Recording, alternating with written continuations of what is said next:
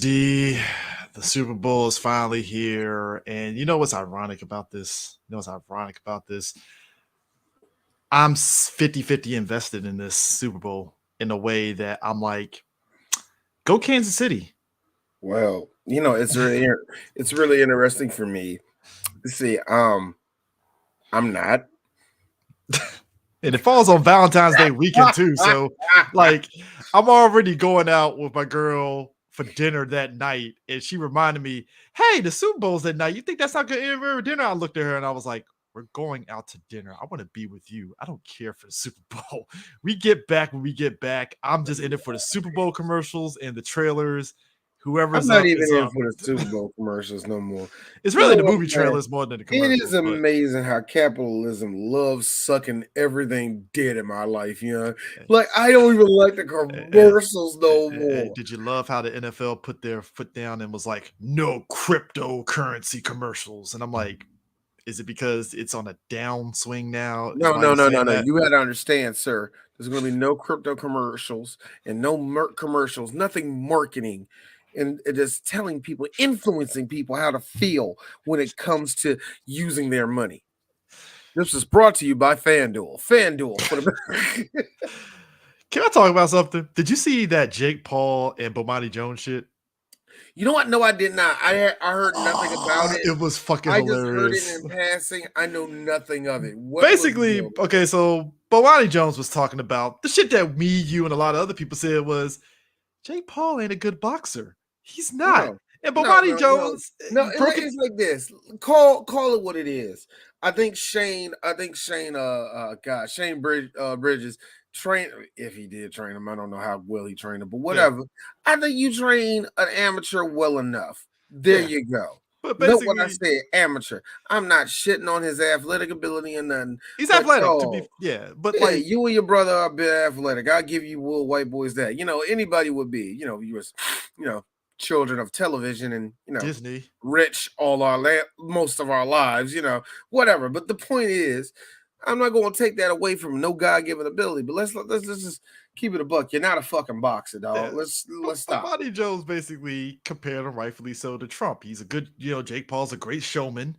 But at the end of the day, even though on the surface, he might be for, hey, women UFC fighters should get more money and all that stuff. At the end of the day, there's an ulterior motive involved. And the ulterior motive is, much like we talked about on the Pressing Buttons episode, the loot box shit where he's pushing the gambling shit, but for people his age group. And it's so funny, man. Like God, it's again, dog. You're proving to everybody we can't give you nothing. We can't give you and your brother nothing. We can't give you like. Why are you taking everybody's money? Every time we see you taking So somebody's money, or one of your friends is taking somebody's money. So Bomani was just talking to him and was like, so is it a case of you just finding people that's going to end up making you look good? Or are you actually getting people that are good that's going to give you a match? And Jake was like, well, I hate to say it, I am getting people that's going to give me a match, but I don't think that you really are the type that knows about the sports. And I'm sitting back like, Bomani Jones, you're going to tell Bomani, you know what, Jake? Let's No, go no, with the no, no, assumption no, that no, you no, don't no. know who Bomani Jones Let is. him. Let No, him he cook. probably know. Let him know. Let him know. No. Let Jacob go. Yeah, Bomani did. Bomani was like, he was like, you know what? Do tell. Explain to me the whole thing, right? And I was like, and here we go. Explain to me the sport. Yeah. So Jake was like, oh, I get the best athletics in each field. And Bomani was like, Jake, you fought a basketball player. I don't think that counts as like you fought the A best. Like, boxer, nigga. Like, come yeah. on. So You acting like you basically, did something. Jake got offended and was like, well, my manager told me that I was going to get there and, and da da da da. And Bomani was like, hey, I was just asking you questions. I ain't cuss you out or anything. When and then Jake basically abruptly hung up and I was like, this is hilarious. And Bomani just asked a regular question like, hey, so what is the end game to this? Are you actually getting people? Like, what's up? Like, come on. You know what? I wanted to know that for a while too. What was the whole point of all outside of just money and pushing your friends and stuff like that? And you know, it, And he gave the answer right there. It's like, yeah, it's I'm like, I don't want to say grift, but it's a grift in a way. It ain't a grift. Look, let me put it. Well, yeah, it is a grift because you were done when KSI put hands on you. KSI ain't necessarily like athlete And that's what I'm saying. either. KSI, give KSI his respect. And he said it best. I ain't sick down, mate. You act like I just bullshitted, man. Like, no, I got the fuck up. Like, go out there. It's like I give KSI that. At least he came with the I'm done. He said I'm done. No, I'm good. I'm good. He clowns all of these niggas and go up on stage. Who's that one dude I hate? That one Middle Eastern dude, bald headed dude. He got all cut. He used to do prank videos. He sucks. He sucks as a person. But he did this whole like, yeah, I'm training to be good. KSI Street, his whole thing. KSI's clouding this nigga as he picking himself up off the ground. He said it was great, but whatever. But anyway. I'm like, it's amazing. Like that told me everything. When KSI was like, no, because he's gonna get back up. He's gonna get some celebrity. He's gonna knock him down. They're like, he called it. Here we are. But anyways, going back to the Super Bowl, it's gonna be. I think it's gonna be a really good matchup. It's funny. A lot of reporters during the Eagles scrum, a couple of them apologized to Jalen Hurts. They were like, "Hey, man, I'm sorry. We really thought that you were not going to bring the Eagles to the Super Bowl, and I'm sorry." And Jalen just looked at him like, okay. Why is this even a thing? Like who? Now this is the Philadelphia press. Nah, this is the Super Bowl scrum shit. So these are reporters in Phoenix talking like that shit, and I'm just sitting there like, Jalen could have been an asshole, but he was just looking at him like, okay, like. See, this is what happens when y'all keep on saying, oh man, Skip Bayless and reporters like him need to go away. Nah, we need them to come back. I still think you're shit, Jalen. Like, we still need your critics. It's like it's funny. I did see one conflict, and that was Jay Williams and Stephen A. Smith. You see that? They're always beefing. They're always butting heads. That get me real quick. I don't even want to stay on that too long. Real quick, I just like the fact that Jay got so fucking mad in his shit, and when Steve came at him correctly, he did what he always does when he comes up against somebody that can dribble faster than him. He freezes up. So, having flashbacks.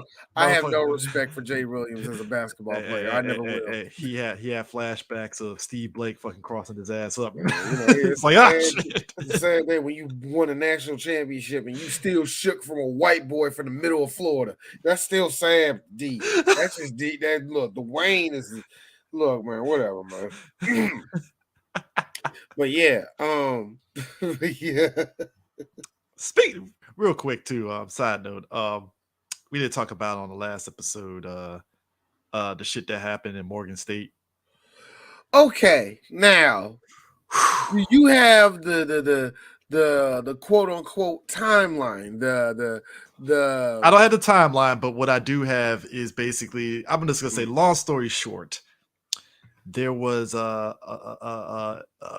basically one person was catfishing another player on the team, and the coach was catfishing the player. Assistant coach was catfishing one of his players, and kept going and going and going with it, and kept, like, hey, I got your nude photos and yada yada yada and stuff, to the point to where when the player wanted to back out, it was like, hey, I'm gonna get your fucking scholarship taken and out you out and stuff. And when so once the player got to a point of up to the upper extreme where the player backed down, he still got fucking booted off out of Morgan State. Now, he didn't sleep with the coach, did he? No, he did not. He did not. Okay. No, okay. It was just inappropriate pictures and fucked up shit. Now, no. This is still fucking horrific. No, it's still horrific. It's still horrific as shit. Because the one thing I read was that him and the coach slept with each other, and the coach was like, "It's like, nah, dick was good, and I still go." Yeah, I'm still going to boot you off the. I read that. I don't know if that's true. I don't know how true that is, but it was still a lot of fucked up, inappropriate shit going down. Yeah. That's still sexual. Now, the one thing that is very true about this is, and D loves to say, I will say this to my dying breath. You can take the Baltimore out of a nigga, but trust me, Baltimore gonna show back up and stank. And that's Juan Dixon knew about all of this. Juan Dixon did the Will Smith meme of looking and then looked back over and kept going. So let me get this Which straight. is the worst. That's worse than actually knowing. And like, it's basically you knew and did nothing about it. And it's like you could have, at the bare minimum, been like, hey, man, this is fucked up, and reported it to Dean, and you've been fine. That's the bare minimum. That is the bare minimum. One of the movies they did came up that I was thinking about doing. I was like, we probably do that later or never do it at all, and I'll just watch it by myself, and I won't review it or nothing, but because it's an older movie, is the Rick Pitino story. I still don't know how much Rick knew about it, but what I know about it, Rick knew about it and didn't say nothing about it. Yeah. And who was it? I give you another one for a lot of people, and I'm going to deep dive into this more myself just so I can know the history a lot more about it. I know enough about it. If anybody knows about Harold Ballard and the sex ring that was going on in Toronto with the Toronto Maple Leafs. Holy crap. This is like, think of what went down at Penn State, but it went down with the Maple Leafs, and this went down for about 30-something years. I remember seeing Harold. Everybody knew about it. It wasn't like some of the coaches or some of the players or 1-2 people inside. Everybody. The only people that didn't know probably were like I guarantee you a few players read the next like, what the fuck? Yeah, I'm pretty sure there's quite a few people that worked there that didn't know nothing about it. Juan knew.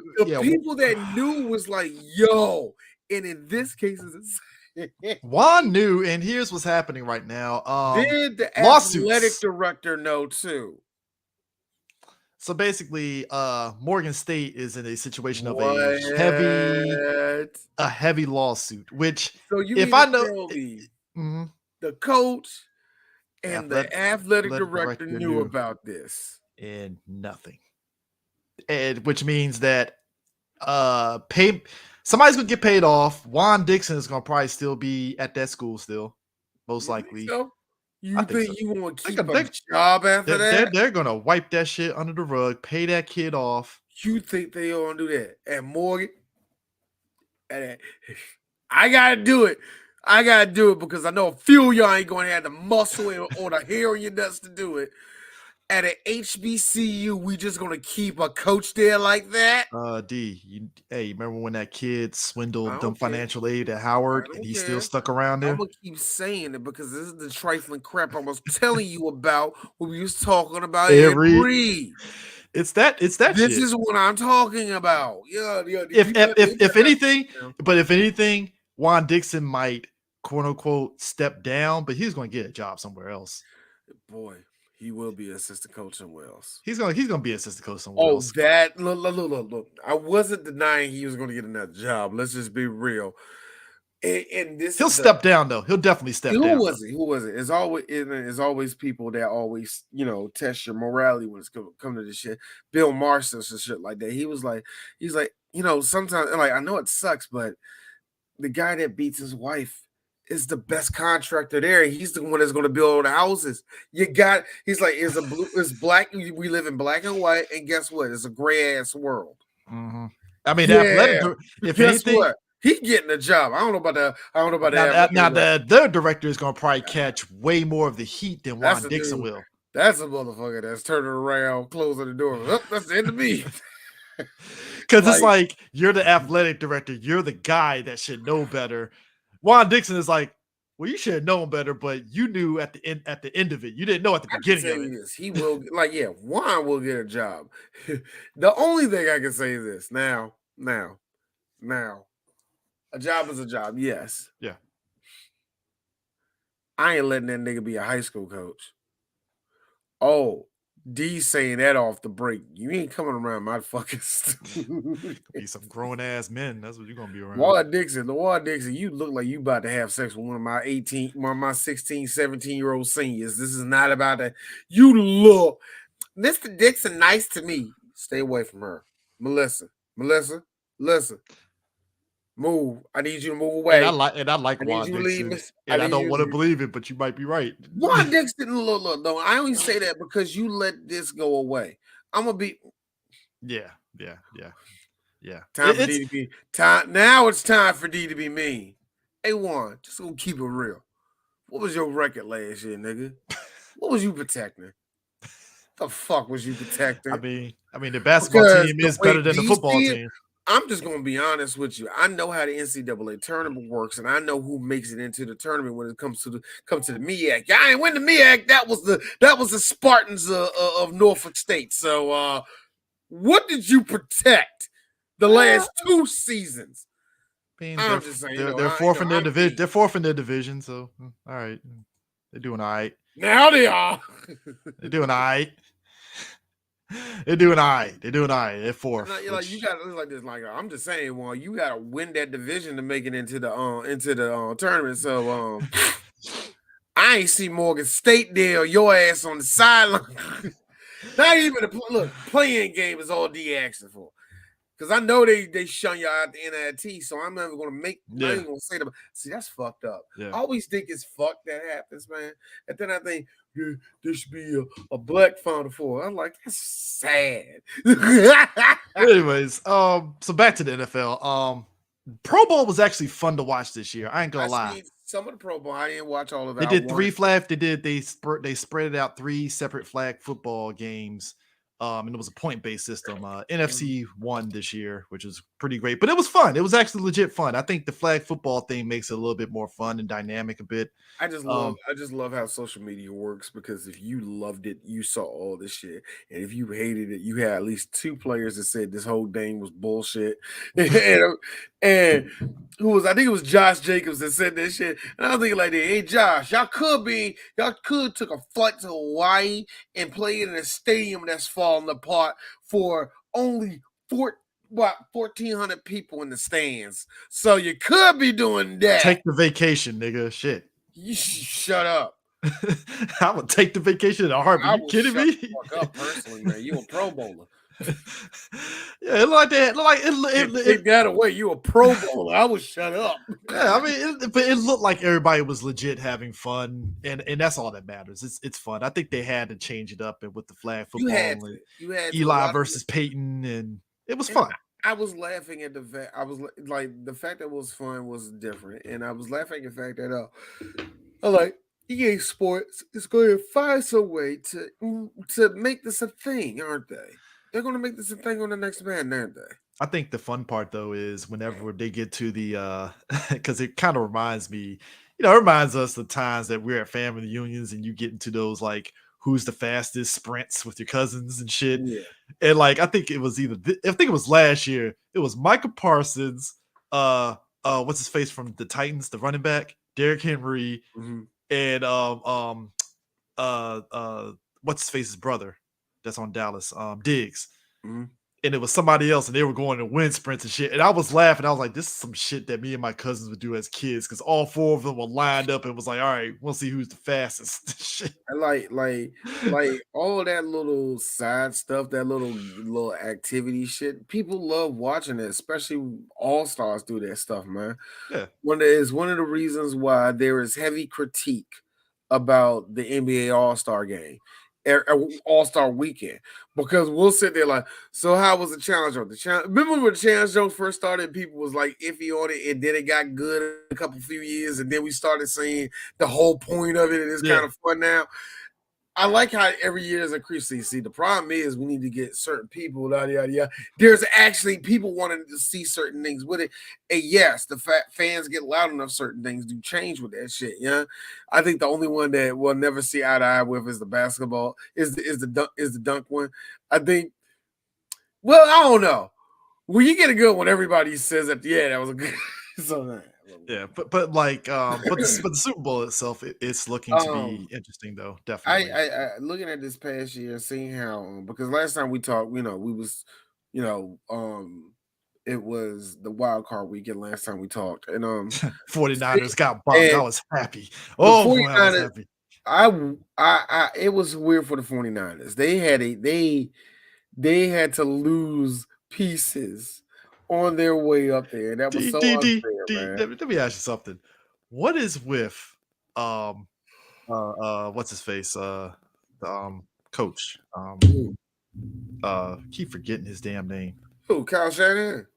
What is with Cal Shanahan's bad luck with quarterbacks? It happened in Washington where he was running through quarterbacks like it was nothing, and then Well, I don't think. Stanford, it was like, yo, is this his bad luck or I is he think this just is like bad luck. I think this is bad luck. You broke all three of your toys this year. I don't know how you did I that. don't get it. It's like because I was watching the game and I was like, they're really gonna have to go to a fucking running back to be quarterback. Holy Boy, shit! Like, I'm gonna yo. tell you what it was for me. All right, but look. The week prior, this is what happened for D. Mhm. Fuck! Wait. Everybody shut up. We knew Dak was going to throw that. Shut up. Everybody calm down. That second pick. Dak, what the what was oh, oh, shut up. Shut up. We got a chance. Still got time. We still got time. I'm gonna tell you this, Chris. When I saw that white boy running and it went from 5 minutes to 3 minutes, I threw my glasses across the room. I was like, they beat us. The big They here's got the bigger what picture of it happened though. with Dallas and the 49ers. The best way of describing it, you saw a chess match. That's exactly And what you saw. here's the thing. And it's what And Jalen Mike McCarthy can't play chess, and I told y'all weeks but here's the ago thing. he can't do that. And it was something that Jalen Hurts said when they had beat the 49ers. We played complementary football. Like Jalen Hurts did what he had to do with respect to his defense, putting him in good positions. And that's how it's supposed to work. And Dak, the way the Cowboys are playing in the beginning, if Dak didn't throw those interceptions, Dallas would have won that shit hands over because the 49ers were looking weak as shit for those first 3 quarters. Like people were like, oh shit, Dallas might got this. Like, what the fuck? And it was looking that way. And then all of a sudden, like you said, that bobble from what's his face, that killed the fucking momentum. Because if he dropped that ball, 49ers would have been looking like fuck. I don't even think of that. I think what it was like you got to give the credit to the 49ers defense. They did exactly what you did. Here's the one thing. You take you take out Paula. Oh, we're not going to deal. It's Zeke. We'll talk about Zeke in 1 second. But Zeke, oh, what's Zeke going to do? Zeke has been powering down for the last 3 games this season. He's not scaring no He's one. good for 2-3 yards when you need to He's get it to not 2 to 3 scaring yards. no one at this point. Even now I remember y'all was saying like bringing the third running back. What? So he can run into the same fucking problem? That dude is. They already scouted that dude. He has speed. That be it. Yeah. Be it. What? He's Tony Pollard that knows half of the playbook. What's he's gonna do? Their variety. That's what I'm saying. That like all that would have been was desperation in my book, man. But here's the worst part. You done cut off their running game. You got Dak to the point where you done cut off their running game. You done cut off half the doggone field to all the wide receivers. Here's the best part about all of that. At this point, Dak, what are you gonna do? Well, I can make it around this. I can work around. No. It's called defensive pressure. And eventually you're going to throw there we go, pick. Now, granted, I would say this 49ers didn't have an answer for CeeDee Lamb, and I would give Dak credit because Dak was throwing to CeeDee Lamb on some That's the only person he could get to. because CD was That's getting the open and he only was like, person he bam. could get And to. there was a play where at first I was like, what is Dak doing? And I saw what he was doing because it ended up being like, incomplete pass. What happened was when he threw it, it looked like CD was going to catch it on the side and it went out of his fingers. And I was like, okay, I see what you were doing. You But were trying here's to the thread problem the about needle that, on that. And Chris. it's, Here's the problem. If you saw how many targets that he got 20-something targets. How many targets What's get 2? How many yeah, Gallup get 4? How many Schultz get 4? How many What's get 2? How many yeah, TY get 2? But yeah. you threw it to CD how many times? 20-something times. So where's the field located? Wow, all over CD Lamb. You know, cut off half the field. Yeah. But it is They what it is. purposely made it so, yeah, throw it to CD. Throw it to him. Because you're the person you really need, and you know this, and I know this, and pay him, Jerry. Dalton Schultz is what you really, really need. He's How can we shut down? How can we shut down Casey if Casey didn't run and he ain't had no sister sucking his dick? How can we slow this dude down? now I'll say this. Easy. Shut down half the field. Now on Dallas front here, Brian Schottenheimer is going to be the new offensive coordinator, and it speaks volumes on the nature of the NFL. We've talked about this before, where it's like mediocrity keeps you afloat in the NFL, and Schottenheimer it's nepotism first and foremost with him because his daddy and shit more so than anything, but also when you look at the history of Schottenheimer, with the exception of Seattle, which really wasn't his fault, with Seattle, it was a fucked up situation where he had to fall on the sword on some shit that wasn't his fault. But everything else, it was like those teams got better when you left. Jacksonville got better when you left. I don't. No. I give him Seattle too. You know why? Why? Because those years, even if he did have to fall on the sword, most of what I saw, it was because you didn't let Russ be what Russ was. You forced Is that really on him though? You think that's on him more so than like? All right. Hey, when Russ has to remember that all that fell on it. Oh man, see, they're not letting Russ do what he want to do. They're not letting Russ. You're right. He had to go against Russ being an asshole to his own shit, but at the same time, I'll be honest with you. I bet Russ looked at that playbook like, man, if you don't go fuck yourself. Now here's the thing. On the flip side, though, and all that, man. Here's my thing. And that's on top of McCarthy apparently going to be calling the plays too. On top of that, so it's like, and McCarthy has a 50-50 history where he's gotten some good moments, good seasons where he calls plays, and he had some bad seasons where he called plays. And at one point there was this thing of like, is it McCarthy or Aaron that's the problem in Green Bay? And then McCarthy left, and everybody was like, "Oh shit, it was Aaron the whole time." What McCarthy? Fuck. Yes, it was McCarthy. You think so? Because everybody thinks it was Aaron more so than McCarthy. Nigga. McCarthy. He's 50-50. He is very 50-50. No, he's not. I don't trust that motherfucker. I don't trust. I don't trust this motherfucker to jump standing on top of a trampoline. So what the fuck do you think? He's in the hot seat this year. You know that, right? He better be gone. Oh, he is in the hot seat. He like look. I have this feeling two things are going to happen. We do not improve at all. Meaning that we get a playoff win and then we out again, right?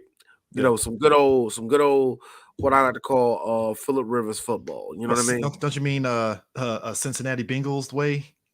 Marvin Lewis. No, Marvin Lewis never won a playoff game, remember? Oh shit, they just got into the playoffs. And that's it. Yeah, my bad. You know what? You're right. Magically kept a job. But anyway, my bad. You're right. The other one. You're right. Like my big fear is that we'll get this same thing next year. And then Jerry goes on like, yeah, I'm going to keep him, the cowboy way. And we'll make sure that all that bullshit. That's my biggest fear, that he survives because we somehow made it to the playoffs. Brian isn't like his daddy. That's the fucking problem. He ain't like his daddy. I don't know why people it's like you had so many teams he's been on. It should have told you he's not his daddy, Marty. Like, come on. How many times do you need to see this happen multiple times to realize this? Marty Schottenheimer was shit as a coach. You think he was shit? I thought he was okay. Yes! I thought he was okay. What? Okay? What Super Bowl ring that nigga get? He's two notches what above. What AFC championship did he get? He's two notches above Jeff Fisher. Shut up. Jeff Fisher made it to a Super Bowl though. But Jeff Fisher actually made it to a Super Bowl. Jeff laughs in the 8-8. Fisher. Jeff 7-9. My bad. Jeff actually made it to a Super Bowl though. Well, he did win a Super Bowl. You're right. He did. Did he win one? Yeah, with fucking Mr. 30-something-year-old. I got a movie that came out from Disney. That dude. He didn't win that with Rams. I thought that was him. That was fucking Fossil. No, not Fossil. God damn. You sure? God, not Fossil. God damn. Why? Damn, it wasn't Fossil. Kurt Warner's first team, great show on turf, was not Jeff Fisher. Jeff Fisher did not take over that team until the greatest show on Oh turf no, was I'm dead. thinking. I'm thinking of when the Titan shit and the stretching. Yeah, you're right. My bad. Yeah, you My bad. think? Yeah, Yeah, yeah, I yeah, know. You know, I know you're yeah. convincing too because what you're not going to do is slander the mustache of Jeff Fisher. Laughs at 7 to 9. I still got that meme on my phone, by the way. Man, Still. this nigga, like, look. My thing is, Brian Schottenheimer has proven to you, like you said, mediocrity. You know, nigga, I wish he was mediocrity because you know why? That man he been on a winning team at least once. Oh, he has been on some winning Which teams. It's just one? hold up. Which one of Georgia, those teams were winning teams? Hold Georgia. on, and I say winning, I mean 500. I'll give you 8-8. I will give you 8-8. Oh, yeah, Georgia. They were ranked 87th. 87th in the nation in offense.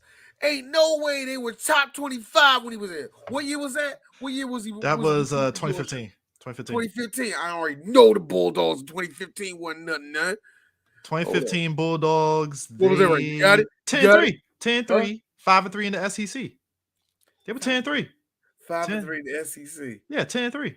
What bowl game they made to? Tax Slayer Bowl, and they won. They beat Penn State. So hey, winning season. There you go. There you go. There you go. Yeah. First of all, this is spit tight. I wasn't waiting for the. Fuck you, capitalism. I wasn't ready for the name. I don't know why. I know what I know what the Tax Slayer Bowl is. I know what the Tax Slayer Bowl is, but when you said it, it just caught me off guard. I was ready. I don't know why. I'm thinking it's Georgia. So Tax Slayer Bowl is now the Gator Bowl. Then yeah, I know. But look, the point is, Seattle. I was thinking you was gonna say like the Gator Bowl, the Fiesta Bowl. I was ready for any of them. Tax Slayer. So Seattle, they were 10-6 when he was there. So 10-6 in the 2016 season. 2016 says, okay, you got me on that one. Yeah, they did go to the playoffs that year. Indianapolis definitely was the dead years because Indianapolis was not good in 2016 and 2017. Wasn't that we're trying to kill Andrew Luck years? Yes, that's yeah. So I'm gonna blame that on him. I'm gonna blame that. I'm definitely blaming that on him. 2021 definitely was not a good year for Jacksonville. Granted, I put that on what's his face, that fucking college coach. Yeah, you know what? That's a hard one. Do I want to blame Urban? I put that on Urban more so than I put on Schottenheimer. Schottenheimer.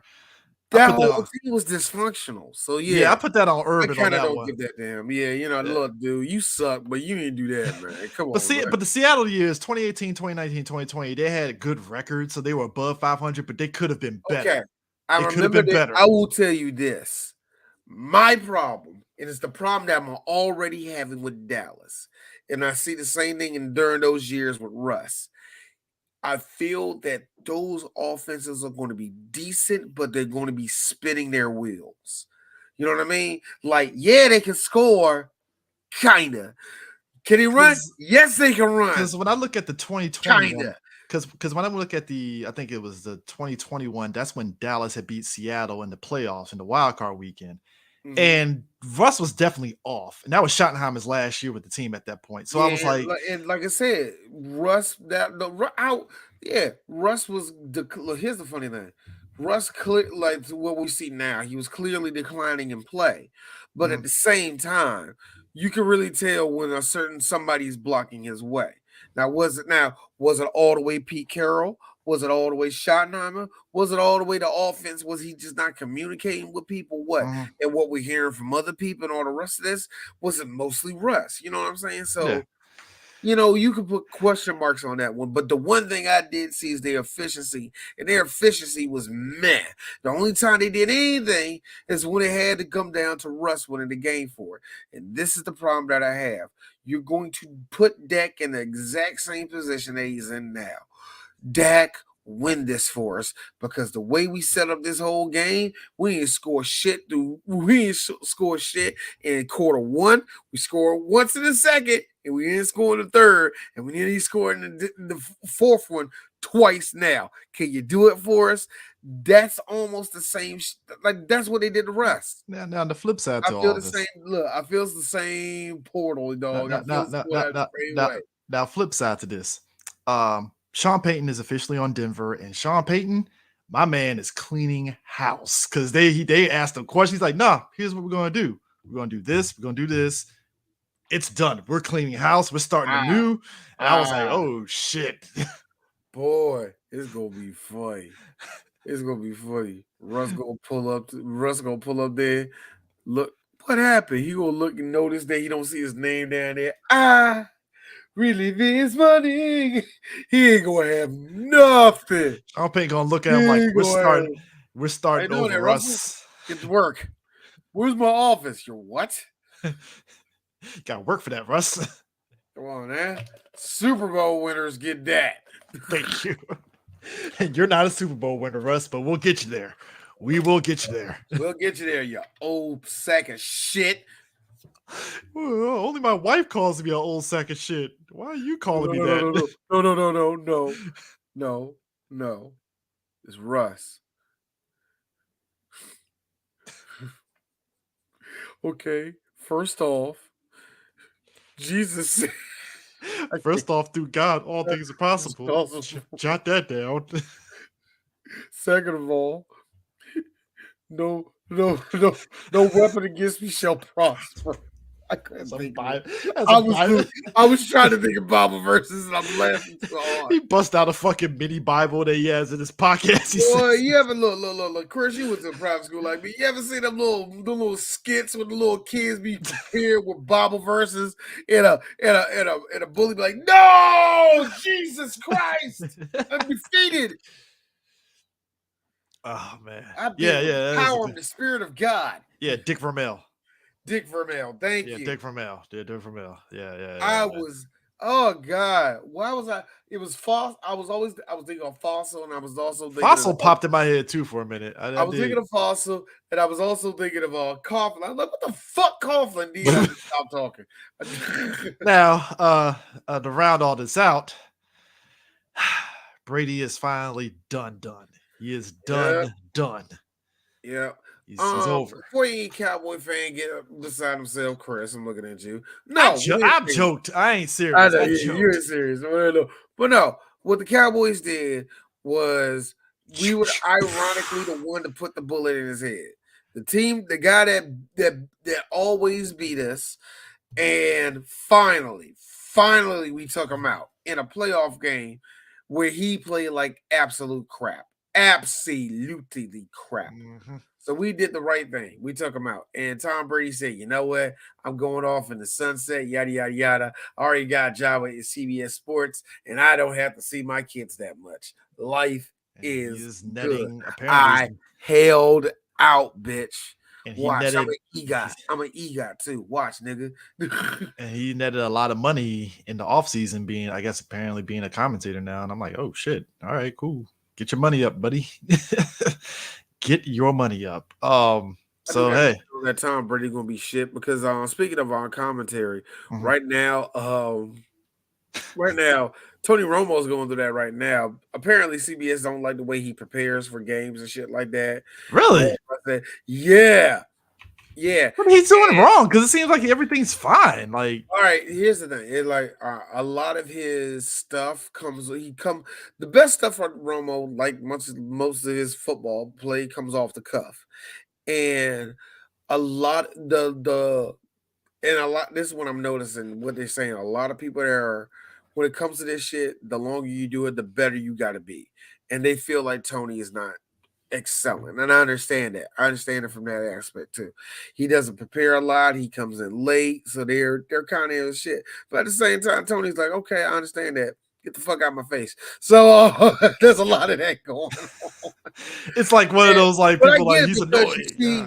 Because dang, on Fox, they're going to do the Super Bowl this year. Greg Olson and the other dude, man.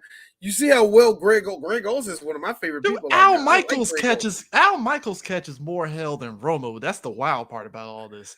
But when it comes to your commentary, yeah, you gotta improve and all that. Even like the person that this is gonna sound funny where it's coming from. Pat McAfee was talking about that, and Pat McAfee's like, "Yeah, I get it." He's like, "I know actually," because they was like, "Hey, Pat, you can't be doing this and all that." I was like, "Yeah," so I'm not doing that, you know. He said, "But Tony, yeah, you work for CBS, you gotta do it. He's gonna, you gotta find a way to either get better or yeah, they're gonna eventually fire him if that's the case." But Somebody people said, "What kind if?" of like him. Some people don't like him, so it's weird what's going on. You know what I mean? I have a prediction, and you might laugh at this, D. Mhm. Jerry's going to get him as offensive coordinator for Dallas or Don't coach. do that. Don't do that. I don't think. I I'm have not this. saying he's going to be a good coach or anything, but I I have see this feeling that Tony Romo. that's some shit Jerry would do. Like, hey, Tony, Yeah, I what are you know doing? that's. What are you Hey doing? Tony, get out the booth. You yakking away. Get over here, come over here, you little half beaner. Let me talk to you. How like you coach the Dallas Wow, Cowboys? D. Half beaner. Holy shit, D. Golly. How would you like to coach the Dallas Oh Cowboys? god, you think like it's so funny. People's like, God, do you be saying those slurs? You don't think it hurts me a little bit? Shit. I mean, Anyway, that just means that we know Jerry more than Jerry knows himself. oh god, it hurts me on that aspect. It hurts me like D. All these slurs, yeah, I know it's killing me inside. I know. Now, speaking of which, NBA side, Yeah. Kyrie's going to the Mavericks. Yippee ki Let me tell you what it is. This jackass, This pretty much. motherfucker. This, not like I'm saying it for right now. I'm saying it like this because um let's like and I want anybody listening to this, drop your stuff, your politics, your likes, your love, and whatever else for Dinwiddie is going to the Kyrie East, over. by the way. Like, Welcome back to the East, Dinwiddie. here's the thing. Kyrie pretty much told the world, I don't like playing with LeBron. I can win by myself. Mhm. Dan Gilbert said, "Yeah, I got you. I'm gonna make sure you go to a place you want to go to." Celtics. Celtics told everybody in Boston, "Oh, I want to be a part of Boston. Oh Lord, to be a part of the prestige." Bill Russell, Larry A Bird, bird. Robert Parrish, Paul Pierce, and we cannot forget that one season with Jane Posey. We, Ray Allen. I want to be a Celtic. I can't wait to change and be a part of the culture. And then proceeded to shit talk the younger players in the process. And Look. I know a lot of people say that LeBron ruined Isaiah Thomas. No, Kyrie. I blame the Boston Celtics shipping him out for Kyrie. Okay. I don't blame nobody but Boston for ruining that dude's career. If you want to say Boston, ruin, I just Boston, think the Boston, NBA stepped back too fast. Boston sent Isaiah Thomas so many mixed signals like, "Oh, we love you, Isaiah. We're gonna keep you around, and your ass is going to the And I Lakers." think Bye. and then the NBA started throwing him mixed signals and did like I said, I felt like either the game got too fast for him or he just didn't We fall should. in people's Funny thing tree. is, we It's weird. showed. I always thought he had skill no matter what. But the I don't funny know. thing is, like, we in Washington showed him a lot of love here when he Yeah, came. but Washington was like, "Nah, yeah, you can go." Something tell me he's probably an asshole. I don't know. It was probably one of the like, "Whoo, But then man, but Kyrie whatever." decided, "Hey, I want to be a Nets." Man, this dude. So not only do the Nets get him, they get Harden, they get KD. Mhm. Never forget our boy Charlie's like, "Yo, D, NBA Finals." I'm like, "Not this year." Next year, next year. And it was a really it was really fun. They went against the Bucks. That was a classic series. Really, Mhm. really good. Really, really good. Came down to KD missing a shot. Whatever, not a big deal. And everything falls apart. And then COVID happened. And then Kyrie couldn't stop running his goddamn mouth. And now we're here. Hey, everybody's saying, well, KD can leave. KD's stuck there for the next 3 years. This is what we Because have for the future, guys. This is he the future. thought because he thought that Kyrie was going to stay there. He thought that James Harden was going to just stay there. James Harden is on the 76ers being And they're balling. mediocre. Balling, being mediocre if you ask D. But whatever. He has a better chance of going to the finals than KD. But here's the funny thing. The Nets didn't lose nothing in this. The Nets lost nothing. I think the They Nets got nothing to get Kyrie, and they lose nothing letting him go. They get the only Dinwiddie. game. They get Dinwiddie and another. I forgot the other dude, and a draft pick, which fine, way down the line, 2000. I think it's 27, 29 down the line, but still, the fact of the matter is, bruh. Now, Dallas ain't winning shit. They're not winning nothing this year. It might be just they're not winning nothing this year. Not this year. It's not going to be this year. Yeah, but the funny thing is, I wonder how long Kyrie stays in Dallas is a good question. KD though, somebody was saying KD, you know, like I said, right now he's injured and he might not be playing until after All-Star break. But they're saying KD might end up leaving this summer. I think, you know, where's he going to land? That's not happening. You got 3 years on a big ass max contract like that. Ain't no. But who's gonna take him? That's the thing. Ain't no team in a right mind going to unload everything to get you. Especially that's not happening. And guess who ain't going to? No, hold on. Here's the best part. And even if they did want to unload a team to get you, guess who ain't going to say yes to that shit? Your owner, your GM. KD is stuck in New York. Purgatory.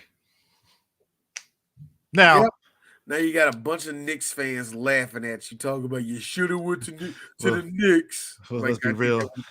Hey, Knicks Nation, you're in the same boat as the Wizards. Shut the fuck up. Hey, look.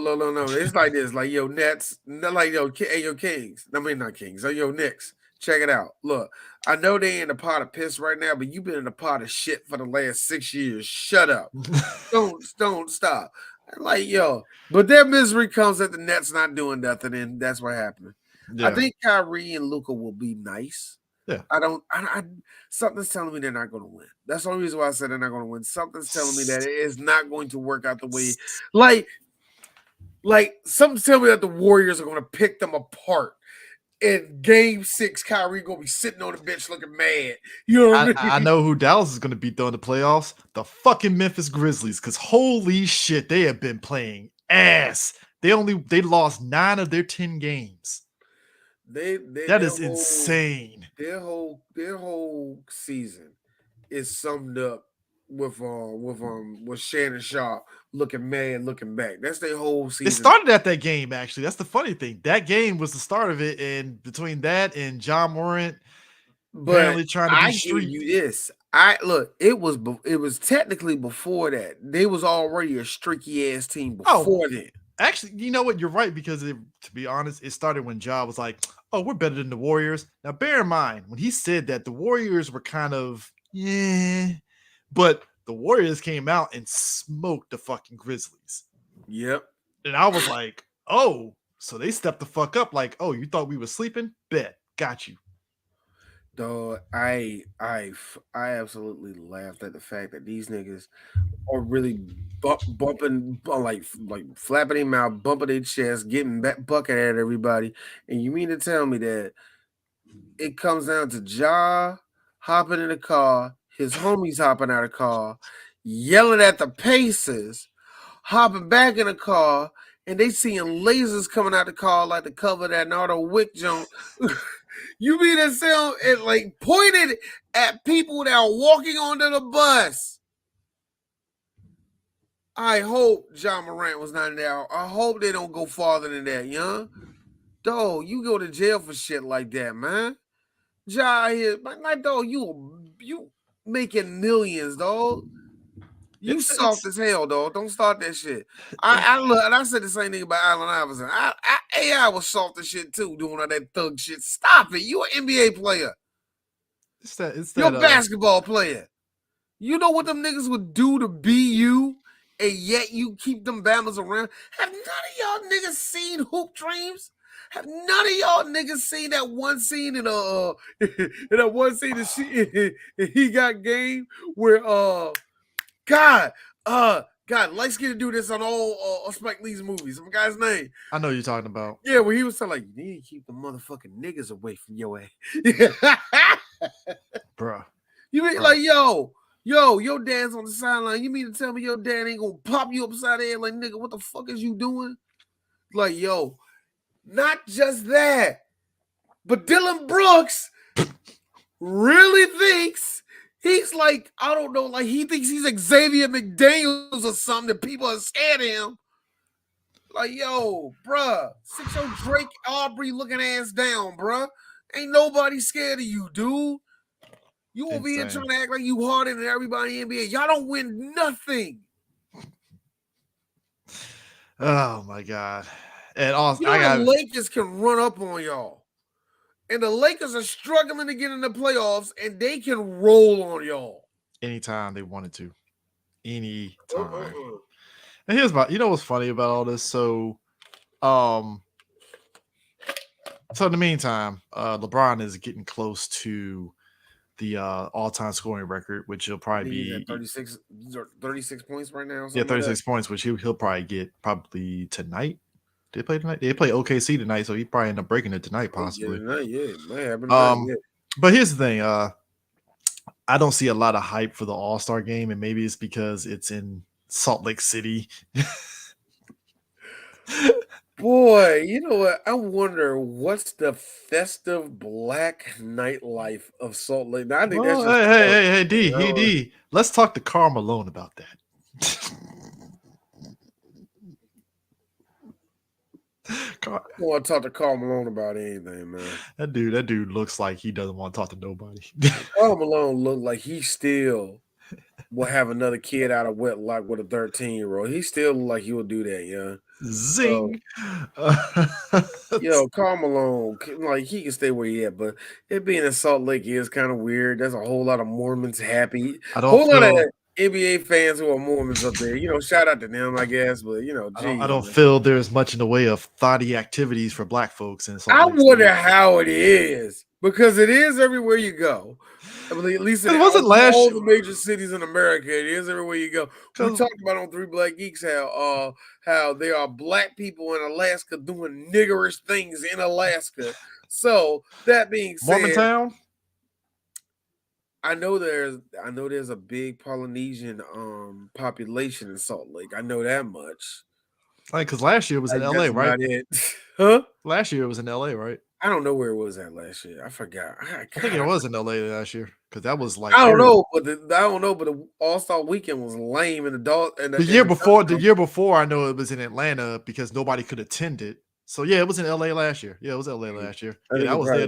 That was a big deal. But I was like, Salt Lake City, fuck, you know. But the funniest thing is the one that you highlighted. So Kyrie and KD made the East All-Star team. They're going to be on the same team. So Kyrie's already with Dallas, so that's kind of negating. Doesn't that negate it in a way? No. They split the teams up. They already chose who's on Team LeBron, who's on Team Giannis, and they're both on Team Giannis. Hooray! KD can't even fucking play. So who's next up then? Yeah. God, I don't know. I thought I did know, but whatever. What boy the last thing on NBA? Kind of locally. When it comes to the Wizards, there is a lot of talk about, because it happens every year when we have a max player on the Wizards. Everybody's talking about Bradley Beal, and it's just a weird conversation to me. And I get anybody's hangers on Bradley, but the weirdest thing of all of it is that he has not gotten better, and that's where Dave goes. What did you think he was? And why did you think he was going to get better than he was? And I mean, this is coming from a Bradley Beal fan. What did you think that was going to happen? Yeah. So, whatever, man. I don't know. Man. People, but that happens every year, so whatever. So I guess we go to WWE with the Royal Rumble. Me and Denzel, we did a live reaction to the Royal Rumble and stuff. Watched it from beginning to end. Royal Rumble is actually pretty good. I did It enjoy it. was. Um, a lot of big spectacle things that happened. Shockingly enough, it's funny. The weakest match was the Bray Wyatt versus LA Knight, but it That was wasn't for the reasons that it was one of those that things was where shocking to me. it was weak, but like I didn't hate it. It was just like Ah, whatever. All right, look, real quick. Anyway, the Royal Rumble itself. Let's go on the first the first thing, which was the the Royal Rumble. men's Royal Rumble. Real quick. I disagree and I agree with Jim Cornette, which is The lady should have went first. yeah, but I'm on it. But I'm in the sense of, but of course, ew, vagina is yucky to him sometimes. So whatever. But but I think the ladies going on last didn't hurt it or nothing like that. Yes, I thought the men's was way better. But if you think the women's was better, I'm not here to fight you. Apparently, Kofi got CTE, which is why he didn't do his fantastic. His foot was in the chair, so his both feet weren't No, no, down. no, And no, no, no, no, no, no. That nigga died. I don't care what you say. no. But that's the thing. Everybody kept wondering, is Kofi out? And then that's when it was like, oh, he got CTE because he hit his head on that announcer table. He was out. Yeah. They just didn't put the X up. They was like, oh, he out. He did bad. But Brock getting taken out by fucking Lashley was hilarious because Brock was like, I was the screaming, fuck? I was singing, lift every voice and singing. I like how Baron Corbin got up, he got knocked over again. What did he say fuck me for, man? Like, what the fuck did I do? I just woke up, nigga. What the fuck? Oh, I thought like I said, the way it ended was, of course, it was going to end on Cody and Gunther being in there for so long is really what made that really, really good. Gunther's a made man. Yeah, Oh, he definitely is. He definitely is. And I certain people that was in there, really made a wave and all that rest of that. One thing I will say is I'm starting to notice is one thing. I think thank God people like him backstage, but I feel that the fans do not like Johnny Gargano whatsoever. he's just okay. I don't. Yeah, he's just a regular guy. Do you Yes, think he might now? Do you think he might end up like what's his face with the about to say mini Kurt Angle? What, Daniel Bryan? No, What no, is it, Daniel no. Bryan shit? No. I was saying the other wrestler. Keep forgetting his name. That Chad. yeah. Do you think he needs to be kind of like Chad Gable, where he just needs some time to I like don't figure know. something? No. I think here's a funny thing. And it matters with Chad because Chad is what he is. He's like But I Chad had to think build up to that because Chad started off with what's his face, and then it was like, nothing. well, what are you? Yeah, pretty much nothing. I think with Johnny, I think just a lot of people are just really trying to figure out what he is and what makes him so special. And even if you gave him even if you made him really show that he was Johnny Wrestling, what he's Yeah, supposed to be and all that, was supposed to be about his moniker, I think people still wouldn't give a fuck. yeah, And I think there's really a lack of a solid gimmick with him, and that's the problem. yeah. And I tell that to a lot of people. You get these people that are good wrestlers, but the character doesn't stick to nothing. And the one thing that really made everybody know Johnny Gargano was the whole beef with him and Tommaso Ciampa. Here's the thing: Tommaso can fucking talk. So Tommaso get back for his injury, he'll be fine. Johnny always like they kept him in there because they needed somebody to be in betweener, I guess. You know what I mean? I mean, because even Ricochet has something to him that you're like, oh shit, I like Ricochet. Cool. We Oh man, that whole little spot with him and Logan doing that little junk, it was cool. Okay. him and Cool. Ricochet and what's his face in NXT was better.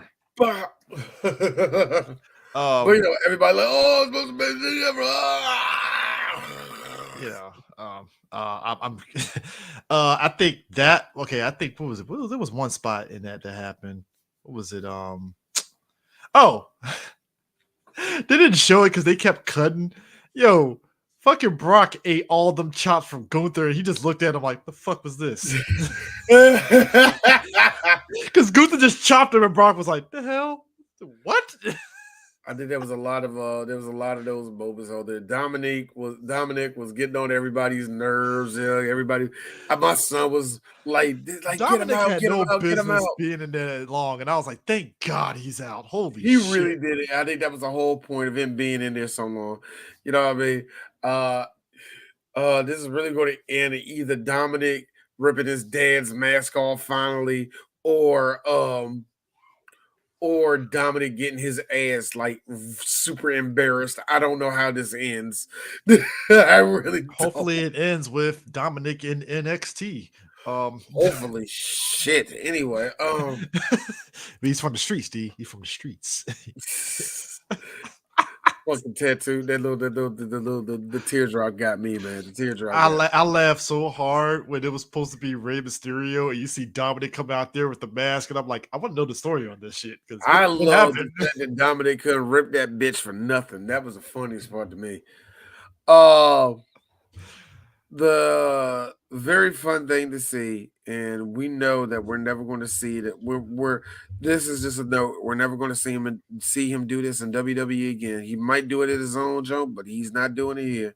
Booker T. Booker T that's the last time we'll see Booker T. Them I'm knees. glad that he got that pop. And here's the thing. I feel that Booker knew that he was going to go out there, but he did not stretch the way he really, really wanted to. Or Booker did the shit that a lot of niggas do where they stretch and they clearly hurt themselves. No, I'm all right, I got this. You walk over there, look, you walk over there, Sean, like, you all right, baby? I'm like, shit right now. You get Epsom I bath got after it, baby. this. I got it. I'm all right. I got it. He would have, yo, well, I'm sitting there, I heard, can you dig it? Like, yes! Booker, the one thing I gave Booker, they weren't going to give him the whole powers and all that, which is fine. I like, Booker, look crazy like you do. You coming out there looking like that. Like, yeah! It's like, like my boys never seen Booker T in the ring, so, it's all good. He did that first kick. I'm like, Booker leaves his leg up. I'm sorry. It's like, but you know what he got down? It was so funny. Edge's like, come on, nail the spinner Rudy, right? He hit the spinner Rudy. I was like, perfect. And go through. Real talk. And I mean this is coming from somebody that adores Booker T. That was one of the best spinner Rudies he's ever done. I don't know why. It could be because he got the old man dreads, and when he spun, the hair was whipping around, and he got up perfectly on the one leg. Like, I was like, perfect spinner Rudy. I said, this perfect spinner Rudy, nigga. Toss this nigga out the thing. Thank you. Toss him right out the ring. Now, here's the thing. I know that motherfucker took a good long Epsom salt bath after that shit. Woo! And here's the thing that killed me. Booker wrestled not too long ago this year. But here's what I can say. He probably hurt himself. And number two, that's a long walk. Man. So the whole thing was great. Cody winning at the very end was very good. I loved it, man. Cody is the right one to go for it. Yeah. Did you hear the story about how he tore his shit in the first place? Who? Cody. What? My man went into the gym. He was because he was on Logan Paul's podcast. He was like, because he asked him, like, yo, how did you rip your pectoral? Right? Because he thought it was like he did it in the ring. He's like, oh no, what happened was he went to the gym, flip-flops on, didn't stretch or nothing, and he was trying to big dick swing and start off lifting heavy, doing that, and just because he lifted too heavy and didn't stretch himself out doing it. Mm-hmm. And it went from like, all right, this hurts, but I can do it. And then as the day went on before he went in for Raw, his wife was like, hey, honey, this is kind of bruising a little bit. Ah, shit, I need to call a doctor. And I think when he was on the flight to Raw that day, he was on the video call with his doctor. The doctor was like, yeah, you need to get surgery like now. Yeah, I think what they do? So last night they did it was a pretty good damn promo. Yeah, 300 pounds. Almost trying to lift 300 pounds. I'm like, bruh. The promo they did last night was between him and Paul Heyman. Was pretty damn good, really emotional, and I like how Paul Heyman had to swing that right around, and I like to you say, "Yeah, you're good." When you say you're good, that was a good one because it was like, fuck, I was coming out here, I was gonna run a whole promo on you. Hey, wow, your dad said that shit. Holy fuck. It's like you like so it's so funny. Paul Heyman, I heard that certain people are the who was it? Bruce Pritchard said it best. Certain people are like the biggest marks in WWE, Mhm. and Paul Heyman is one of them. So you just said Dusty Rhodes admired. He did something for Dusty Rhodes, and it was big. And he, oh my God, I helped the wrestler out their American dream. Like that was the mark in him. But that was kind of cool. But the other thing that was cool was what happened later on that night. See, what happened later on that night was Kevin Owens versus Roman Reigns, which was Kevin Owens winning most of it, and then Roman Being beating the Roman. living of a crap out of him because always one lucky slip. So what really killed me though was we get to the end, like, okay, he beat the hell out of Kevin Owens.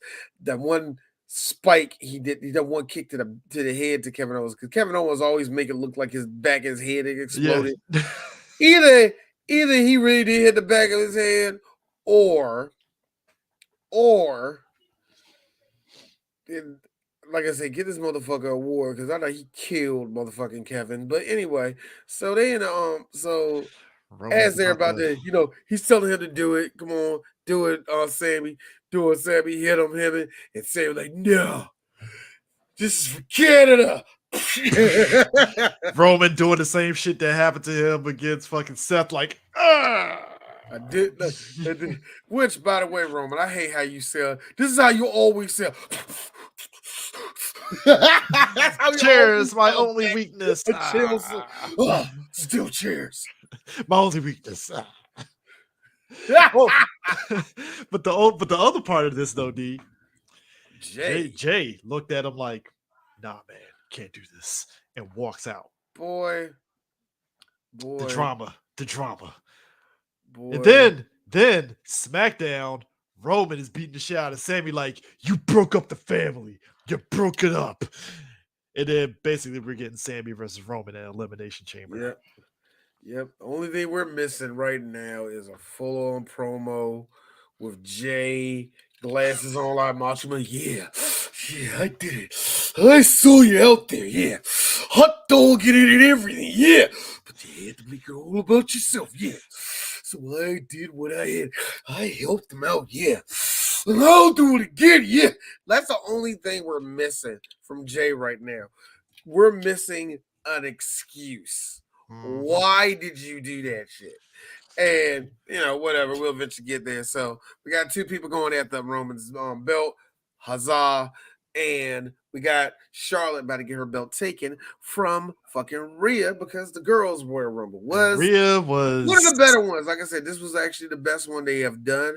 Yes, some of the girls look like they don't know what the fuck they're doing in that ring, and all WWE right. got to fix that. But yeah, but The thing about this, the women's one though, and me and Denzel were saying this when we were watching it. I was hoping Naomi was going to be there because there was news that Naomi is back on the roster and stuff. We just didn't know when, so I was thinking, all right, she'll probably pop up at the Rumble. It makes sense. And when Nia came out, I was like, first off, wow, Nia's back. Didn't see that coming. so give it up to WWE. They could have played this in so many different ways. Um, she got in that ring Got jumped. and immediately got her ass jumped on, which was the right way of doing it. So Nia at this point is what I call a monster who is not really that scary, meaning that she is Big Show, meaning that she'll become a monster when we say she's a monster. Meaning she If has to drop weight because show drop weight was scary at that No, point. no, no, no, no, no, no. I'm just saying that as far as your monster powers of you being unbreakable only comes on when we say they come on. So Dewdrop has the juice now, is what you're saying. I don't know. The Dewdrop had a really good showing Well, out she's not there. Dewdrop anymore, sir. I Oh forgot. yeah, yeah. She backed Piper again. She's Piper, and she She done was dropped her she was. slave. She done dropped her slave name, went to her first slave name. She can't. No, she can't call herself Viper. She Yeah, that's can't. true. She can't call herself Viper. But So yeah. I like how McAfee kept dropping the Dewdrop name though. Like, oh man, she's Dewdropping. I was like, I see you, McAfee. I see what you did there. And I like it's like even with it killed me because I see a Nia Walker walling her ass up in that motherfucker. I was like, you do realize we got a faster fat bitch in here than you, right? Two of them, right? Like, yeah, man. Hey, So apparently Tamina's knees are still intact because she was no, they coming in ain't. there. No, they You ain't. sure? You sure? It looked a little intact. Look, they're more attacked than Bookers, but they ain't. Eric and Chris, what I'm trying to say is that, of course, a 92 Accord is going to be better than a 72 Chevelle. Of course, that's going to be the case.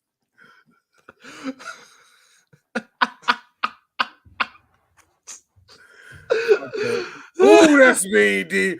What was the truck? She's not a Ridgeline. She's a She's not a RAV4. Ridgeline. She's Oh, not a. Ooh, why you gonna call Tamina a Rav for? hey, they're reliable. They're still good today. No. Then why you gonna call Tamina a Rav? No, then why you gonna call Tamina a Rav for? Then if you say reliable, That's messed up, D. dog, a stiff breeze takes out her knees, dog. Her It's like, falling out that ring at the Royal Rumble takes off at least 5 days. her and Booker having Epsom salt baths after that. So you know, it's a done deal. I laugh, man. Nikki is back to Nikki again. Yeah. I did think Naomi was going to be there, but I also thought she wasn't going to be there. Like it would have surprised me if she didn't show up. You know what I mean? Put it that way. And finally, what else? What Oh, else happened? Oscar, man. Oscar doing Oh yeah, the Oscar. Muda tribute. That was dope. Nah, that ain't a Muda tribute. That, That's her from here on out. See, oh, see, Oscar had that is what we call like. Well, when she was in when she was when she was in JWP, she had when she was in JWP and when she was in Shimmer, she had what you call her psycho clown gimmick. Which is just wearing clown makeup and looking psycho and shit. Same thing, same deal. Is a different entity of it. We want to say Muda tribute, it ain't a tribute. This is her from here on out because first off, she got the spit from that nigga in the first place. So, so she also she like that was the one reason why she said she was doing the miss in the first place because of Muda. So yeah. Gotcha. But yeah, baby. What else happened? But anyway, Rhea stayed in there for so long. I knew Rhea was going to win that whole. She did a really good job of kind You of knew like. Rhea was going to win that whole thing. She had to. But I like how she did a really good job of like. You sit there for 1 minute, like, where the fuck is Rhea at? And it's like, there she is. And then she's doing something, and then she get knocked down, and then she's down for like 5 minutes. And then it's like, oh, Rhea's back again. And it's like, all right, cool. So yeah, that was always good. And Rhea did what she's supposed to do, go after Charlotte. So the good question, and I think we find that at Elimination Chamber, who's going to go after Bianca? So we got Asuka, Liv Morgan, Nikki Cross, Raquel Rodriguez, Natalia, and Carmella. The other person everybody liked was Raquel. I don't like Raquel. I can say so who's that again? Raquel, Carmella, Natalia. Natalia won. Mm-hmm. All right, cool. Nikki Cross, Liv Morgan, and Asuka. That's your women's elimination chamber match. I hate to be that person. I think it's gonna be Asuka. Ooh. Hey Bianca, I think you're gonna have to let go of that title. Because here's my thing. Ooh. If it ain't Asuka, and all the people on that list, who do you give it to? Because here's the thing. Asuka is kind of due for a WrestleMania moment if you really think about it. Oh my God, she is. Asuka's one of the people that can lose no matter what. It doesn't matter if she loses. So she has the least This is what I love about these situations because she has the least to lose and the very most to gain. Exactly. If it Because was, she will lose this match and then have a throwaway match at WrestleMania that will be on par with the whatever the girls' match is that night. So it doesn't matter for Asuka. I don't have I can lose this thing, so what? But I have each and everything in the world to gain. Of all those girls, who had the biggest pop? Who has the most juice? Do you want to give it to Carmella? She just came back. Nobody likes Carmella, and nobody wants her to beat Bianca. Liv Morgan. Liv and Bianca. Can you sell that? Nikki Cross. Problem about Nikki, you're gonna have. You need to have. It's Nikki crazy Nikki, not superhero Nikki this I time. know you're going to have a storyline ready for her if she wins. Do you have a storyline ready for her? I Raquel. don't think so. No. Still new. Raquel, she's way too new. You bringing her up there just to lose to her or her to beat Bianca seems stupid. So I don't see Natalya is the only one. I'm like, Natalya, what's the angle if for you her? do something with Natalya, this is stupid. It will only be here. It will only be in Elimination Chamber where she's like the last one. Yeah. You know what I mean? Unfortunately. But then again, are you really gonna and see? And I always tell people this thing when it comes to people in Natalia's situation. Do you want to push that button? Because I hear people who love Dolph Ziggler or slash people who want Dolph Ziggler to do something are like, okay, you see the position Dolph is in. We have two choices. He goes in there, he beats a champion you don't want him to beat, or he's still going to be Dolph Ziggler. Mm-hmm. Which one do you want? Well, can I have? You can't have it both ways, motherfucker. Which one? Either he rolls over a champion you think he has no business beating, or he looks like a hero in his matches and still lose. Which one you want to do? But Dolph always does that. I know. What Quite do the you do? country. It's the same thing with this. In this case, I know all the people that know wrestling and love wrestling. Fuck Natalya. I say the same thing too. But I'm also on the same mission of this. Okay, Trips. Are you going to do this? She has because much like in the Dolph Ziggler case, you have a storyline waiting on you. For her to go against Bianca, and you know she has the enough range, even though I think she's a stiff actress, she has enough range to really look like a fucking heel against Bianca.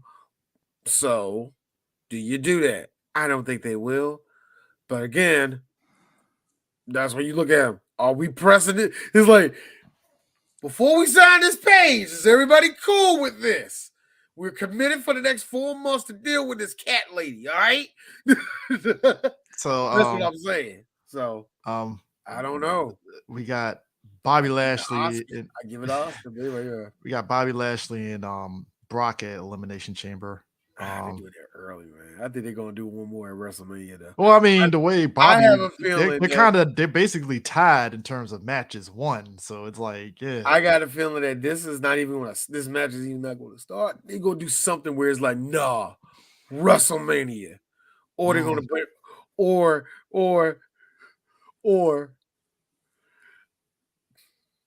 they're gonna do what I want, which is, I'm sorry, Amos is in this match too.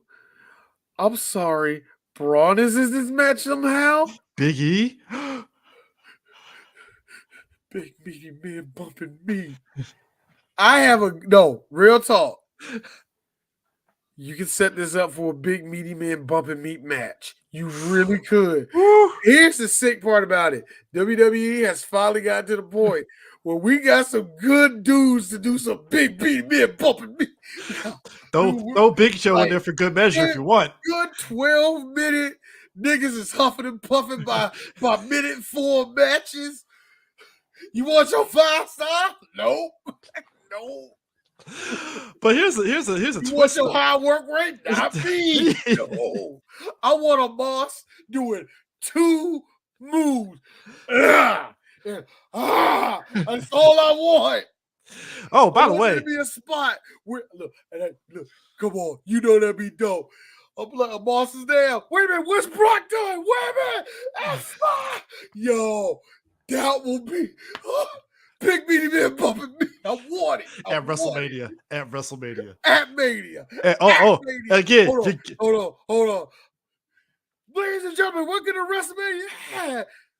Yo, they started up off the break. Just have Brock come off the break. Dude. Now. And you have to,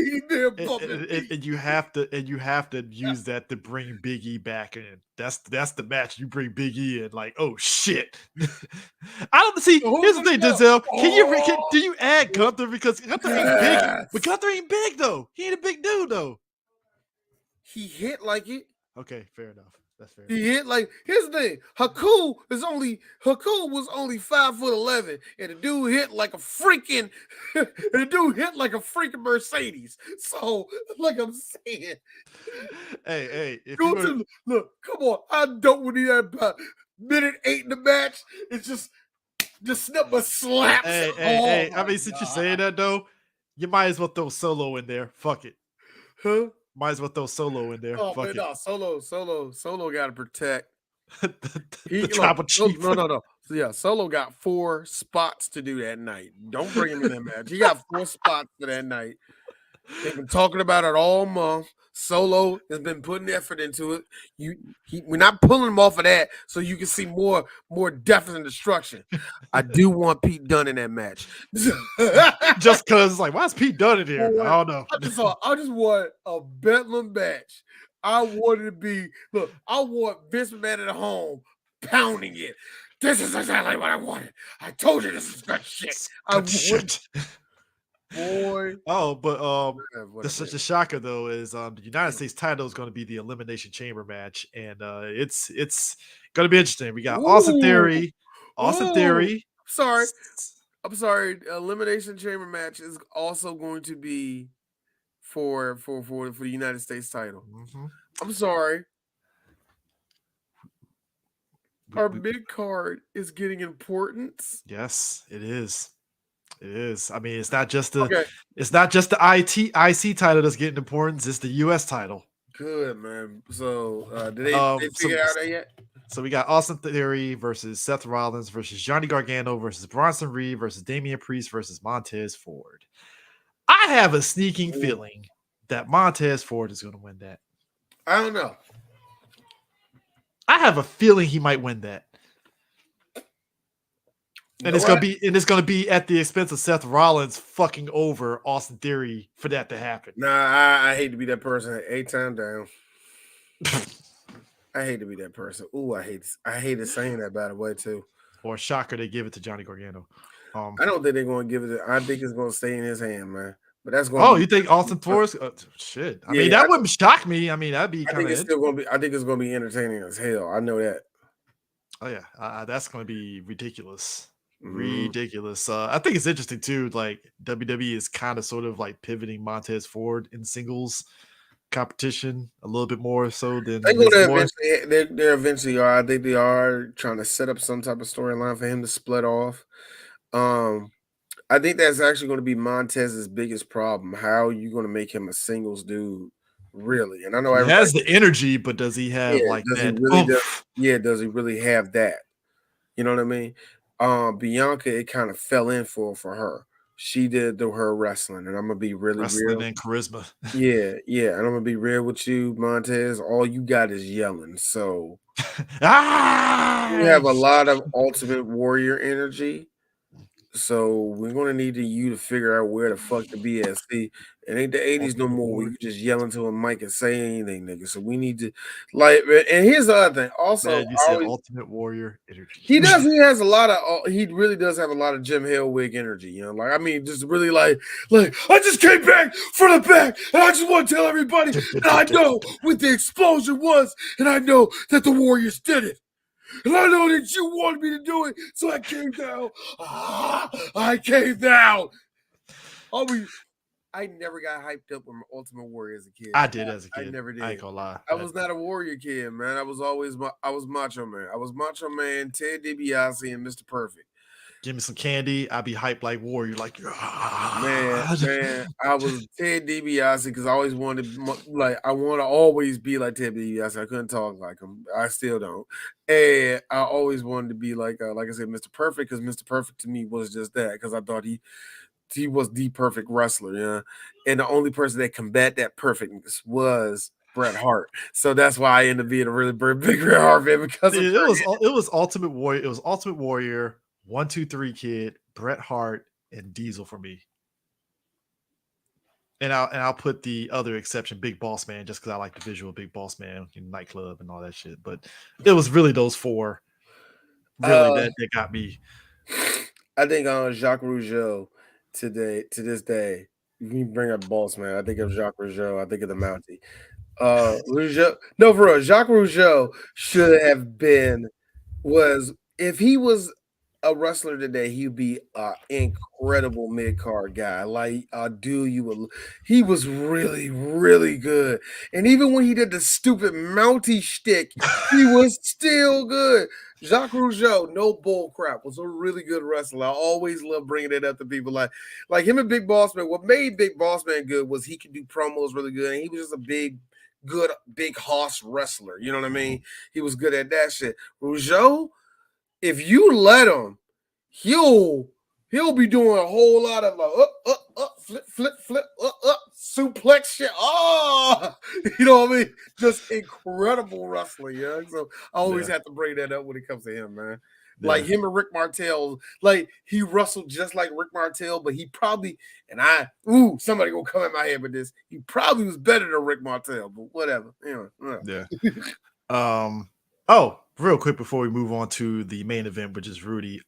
Jared Lawler had a good surgery Monday. Apparently, he had a blood blockage, and he Mm, had to get surgery and stuff. It was from he had a stroke, minor stroke at home, and he had to get mhm. rushed to the hospital, and he had to get surgery because apparently he had blood blockage on the right side of his brain.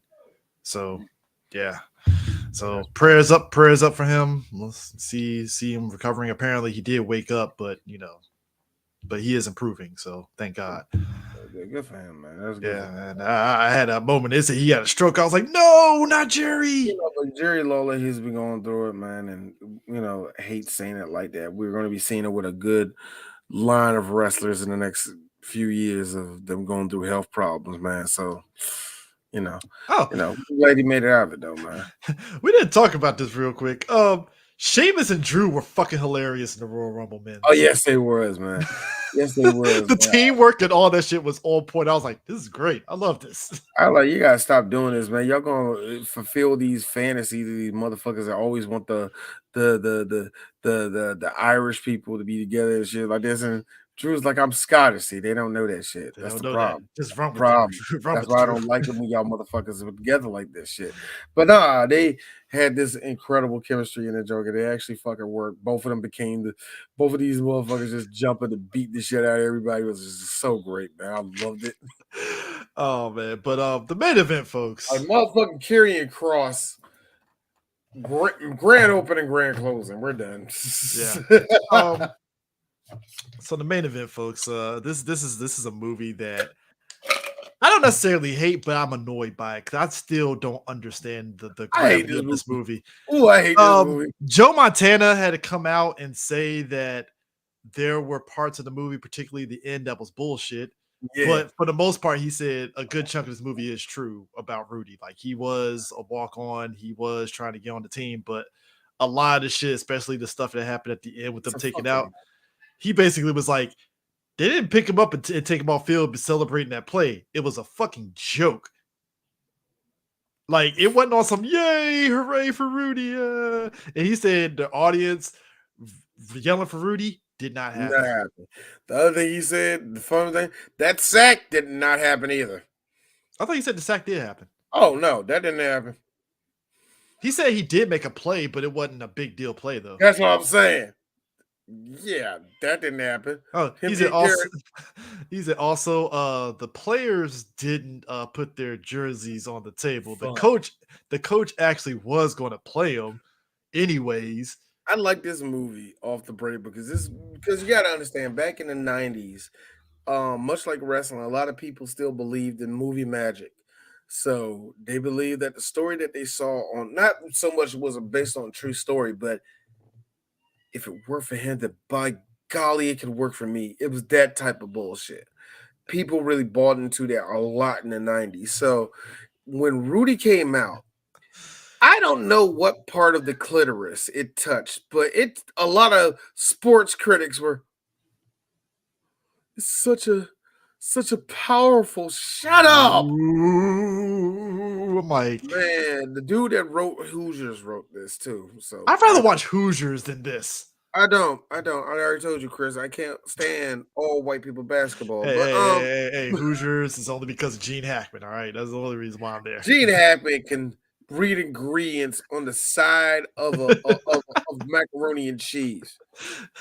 And you were like, get this nigga an Oscar. So you know that's Gene That's the Hackman. only You can't reason why I watch Hoosiers. Like, yeah, it's I Gene don't play. Hackman. Look, you know what? Shit, you know what, Chris? We're film critics. I'll give you that, and that is a valid argument. Just like the only reason. Gene Hackman's in this movie, and say what you will, Gene Hackman is good. Gene Hackman in this movie. I'm like, yes, he. That's the only reason why us. That's the reason why us black film critics will watch Mississippi Burning. It's him and John Lithgow. That's the only two people you watch that movie for. You ain't watching for. I watched it for what's the name? I watched it for yeah.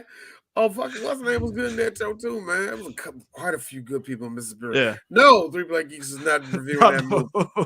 No. God, it's a very depressing movie. Look, National Greatly Archive, acted. It's in the National Archive. You can go to it if you want to. I don't need to be there for you.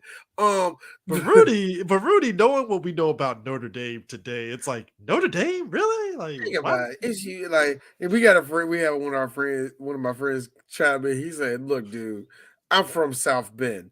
That's how everybody is there. Fine. Gotcha."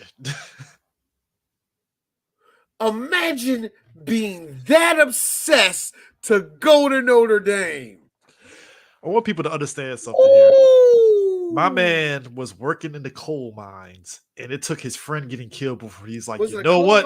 Steel mill. What was it? It was steel mill. My bad. Whatever. He worked in a steel mill, and because basically Rudy, he was trying to go into college, it didn't work out for him. I loved it because ever since he was hey Rudy, you're too small. Yeah, Pipsqueak, grow a personality. Yeah, Pipsqueak, or shit like that. He had his one friend that always backed him up. Yeah, and he, later on didn't have the grades. Later on with the high school, didn't have the grades. He was a really good football player, didn't have the grades for it. And just to be real, you're a bit undersized. Now, this is where I will give the movie this much. It is the thick pause of reality that will drop on you. See, here's the thing, Rudy. You are 5 foot what? 5'6". 5. Let me be nice. 7. Let's just say you 5'7", right?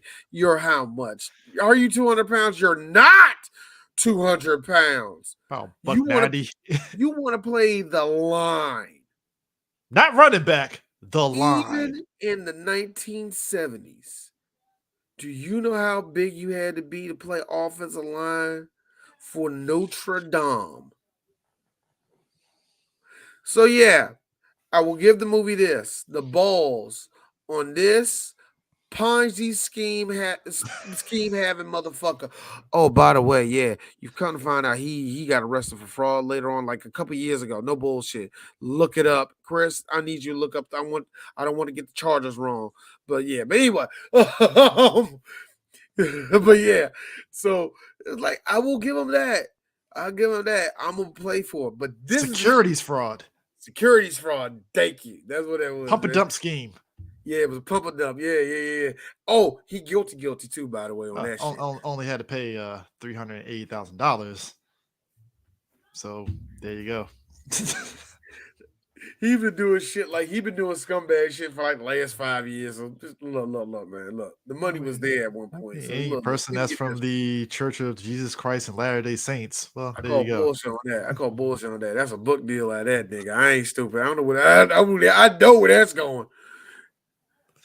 But nah, man, dude, back me up on this. Doesn't have the grades, which we end up finding out later is because he's dyslexic. Which okay, fine. Which is That's cool. cool. That's Cool, that's cool, cool, that's cool, fine. He cool. Cool. overcomes the You know how many dyslexia. autistic people was walking around in 1960s that were, car salesmen? So it just happens. You know what, man? We really, as a country, we've gotten better at just really keying in on what you have because See, I like it now. Forrest Gump would have been diagnosed as like Oh, he's autistic. He was straight he's up autistic. autistic, but back then it's like you're fucking stupid. Get the hell out of here. And it's like what? And I like how 5 years ago people were saying they were like my kid's autistic, and now it's like no, they're neurodivergent. They're not that autistic. They don't need to be. Look, You just need no, to focus. you need to no. Be a parent. Yeah, be a Be parent. supportive. This is bullshit. Can I give him pills? Give me 5 minutes. Just Ritalin, one pill a day. So it ain't Ritalin no more, man. They get these kids straight up Ambien. I'm not Ambien. Oh, God damn, can you imagine? Oh, they give them low grade Adderall now, man. Man, yo, Shit. Anyway, but yeah, it's kind of interesting too because during his travels, he meets up with Charles Dutton's character. He's groundskeeper. the But no, groundskeeper of this Notre is the Dame. reason why he gets there. Mhm. His best friend, like a dumbass, didn't listen to none of the OSHA protocol and ended up He dying. ain't lying. He died, and Rudy got inspiration. Like I this is said my that, calling. Chris. Me personally, I would have said if that was you, I killed you. Now, if that was me, if you said that was my stupid ass, cool. But would you say I killed D? No. My stupid ass. Thank you, Chris. Thank you. This is what true friendship is. One-sided. Thank you. Anyway. Yo, Rudy, all of a sudden he has the I love this. my man said Niggas God's plan, huh? All right, cool. Niggas in church. Girl, like, look, baby, if you want to go back to school, I understand, it's all good. But I'ma fuck your brother. His more successful brother. Fizzuck your brother, okay? That's okay. All right. That's okay. Notre Dame. Football. Doesn't even phase him. Even when he comes home on Christmas after triumphing. I like how no. It fucked with him for 4.5 seconds. Because I like how he got home. Because he got home from Notre Dame. Like, yeah, Dad. So I actually go to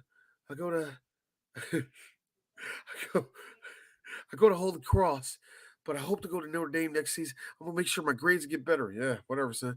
Hey, oh, you two are together. Well, bear in mind, D. Or you like this? Oh, hey, Rudy, man, we just gonna tell you, bro. But hold on, though, dude. This is when he actually he got over his dyslexia. And he was doing really good, and he was like, "Yeah, I'm gonna transfer to Notre Dame. It's gonna be great." And like you said, that's what his dad was like. Yeah, that's cool.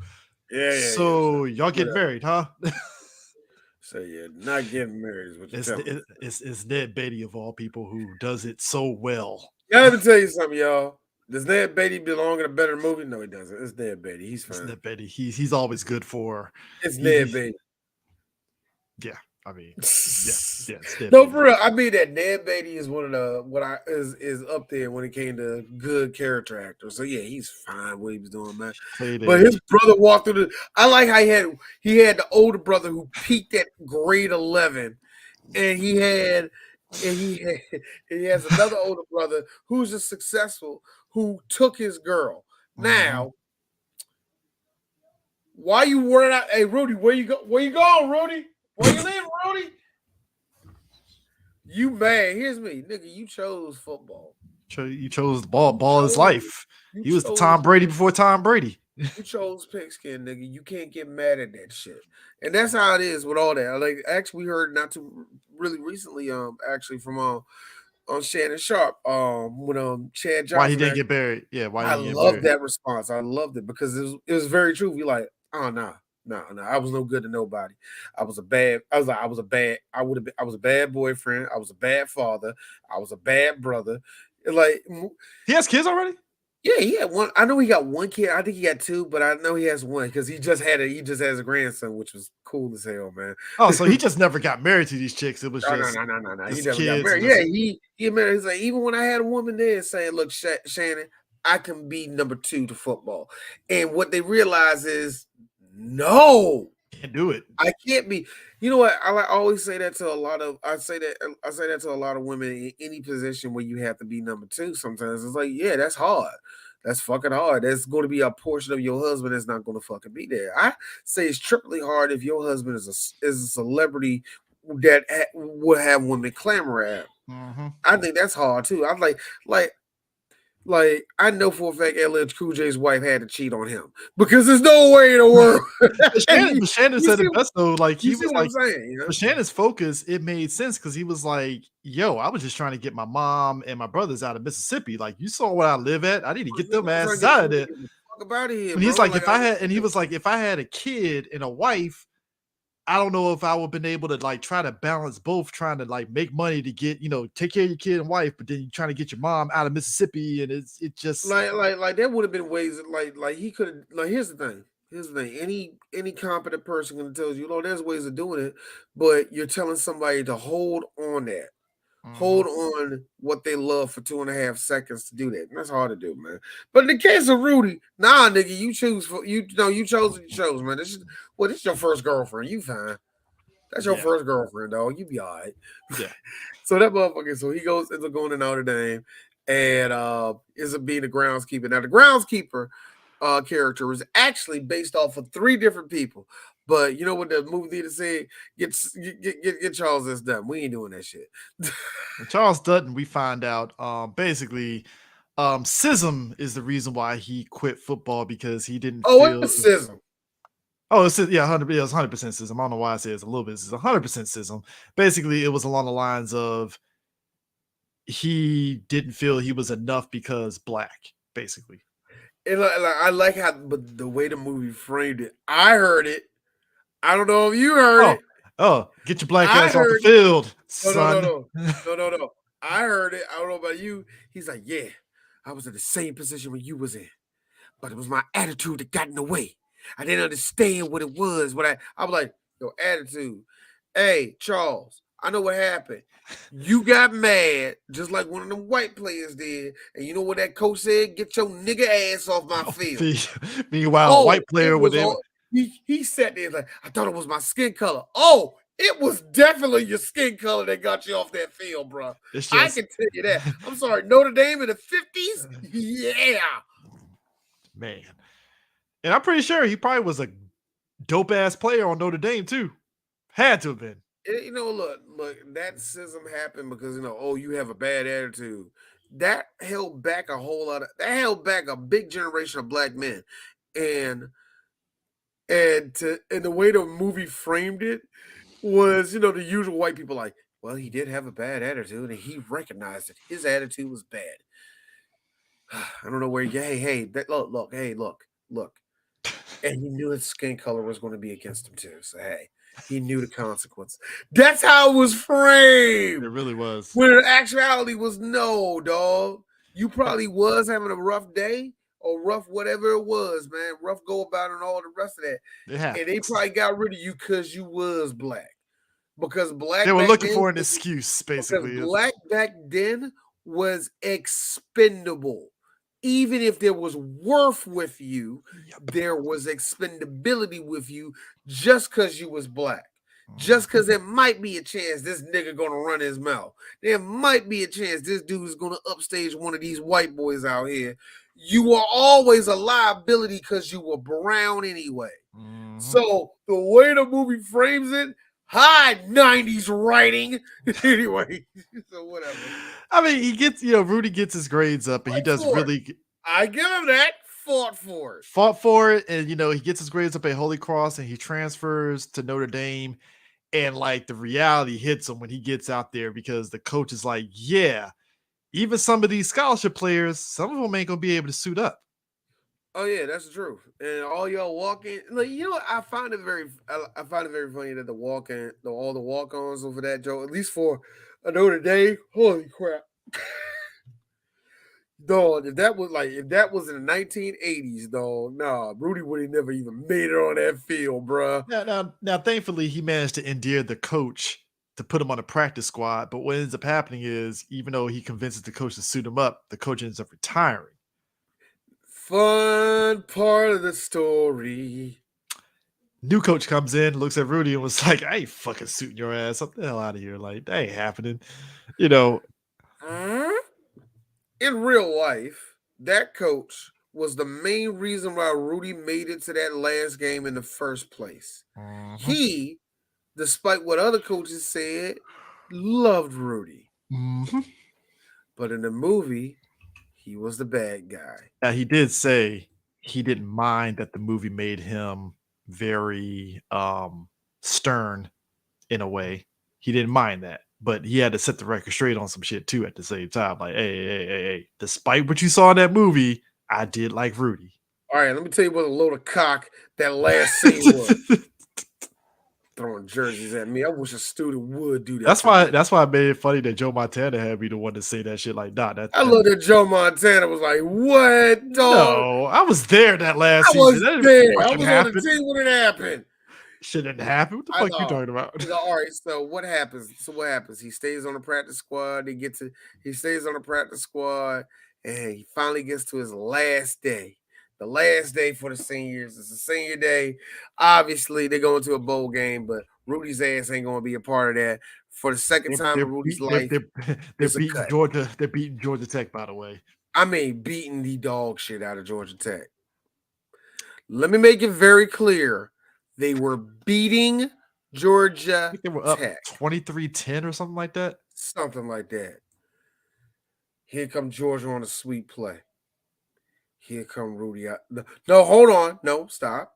Before that, when they put their jerseys down and said Rudy can play, yay! He got to be a part. He's on the sideline. His dad got to see him run out on the field, and I saw Charles S. Dutton with that cane go on, and I was when I saw that, I was like, yo, wait a minute. This is where the meme came from.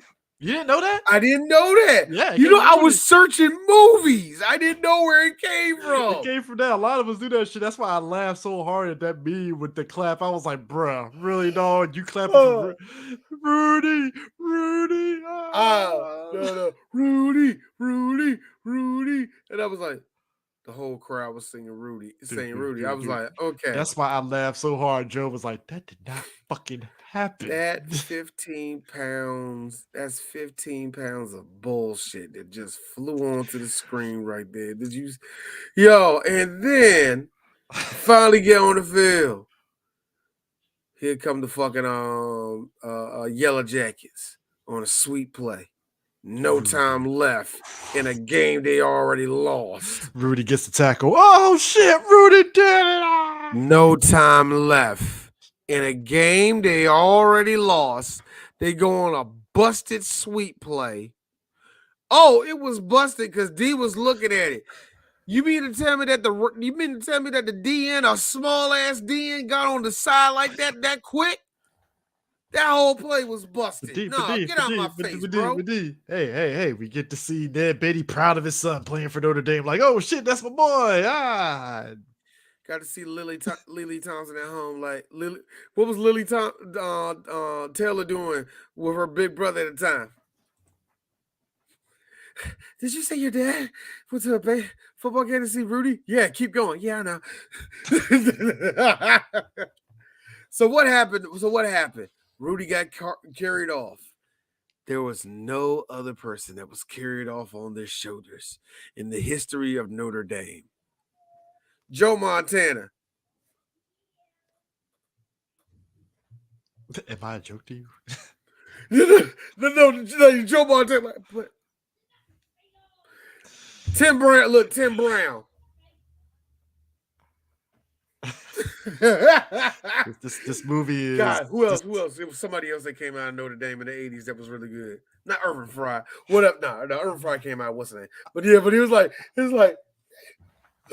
yo, get out my face, man. Like there's John Favreau. John Favreau was in this movie, and I'm like, oh shit, John Favreau. By the is way, in this movie. hey, Chris, as film critics, let's just be real. Jon Favreau had the best character development in this movie. He was my favorite person in this movie. The last time we seen him, he got a girl, he got the cigar, he has confidence. He's not the same man he used to be. And God, fuck you, movie. In contrast to Rudy, he grew too.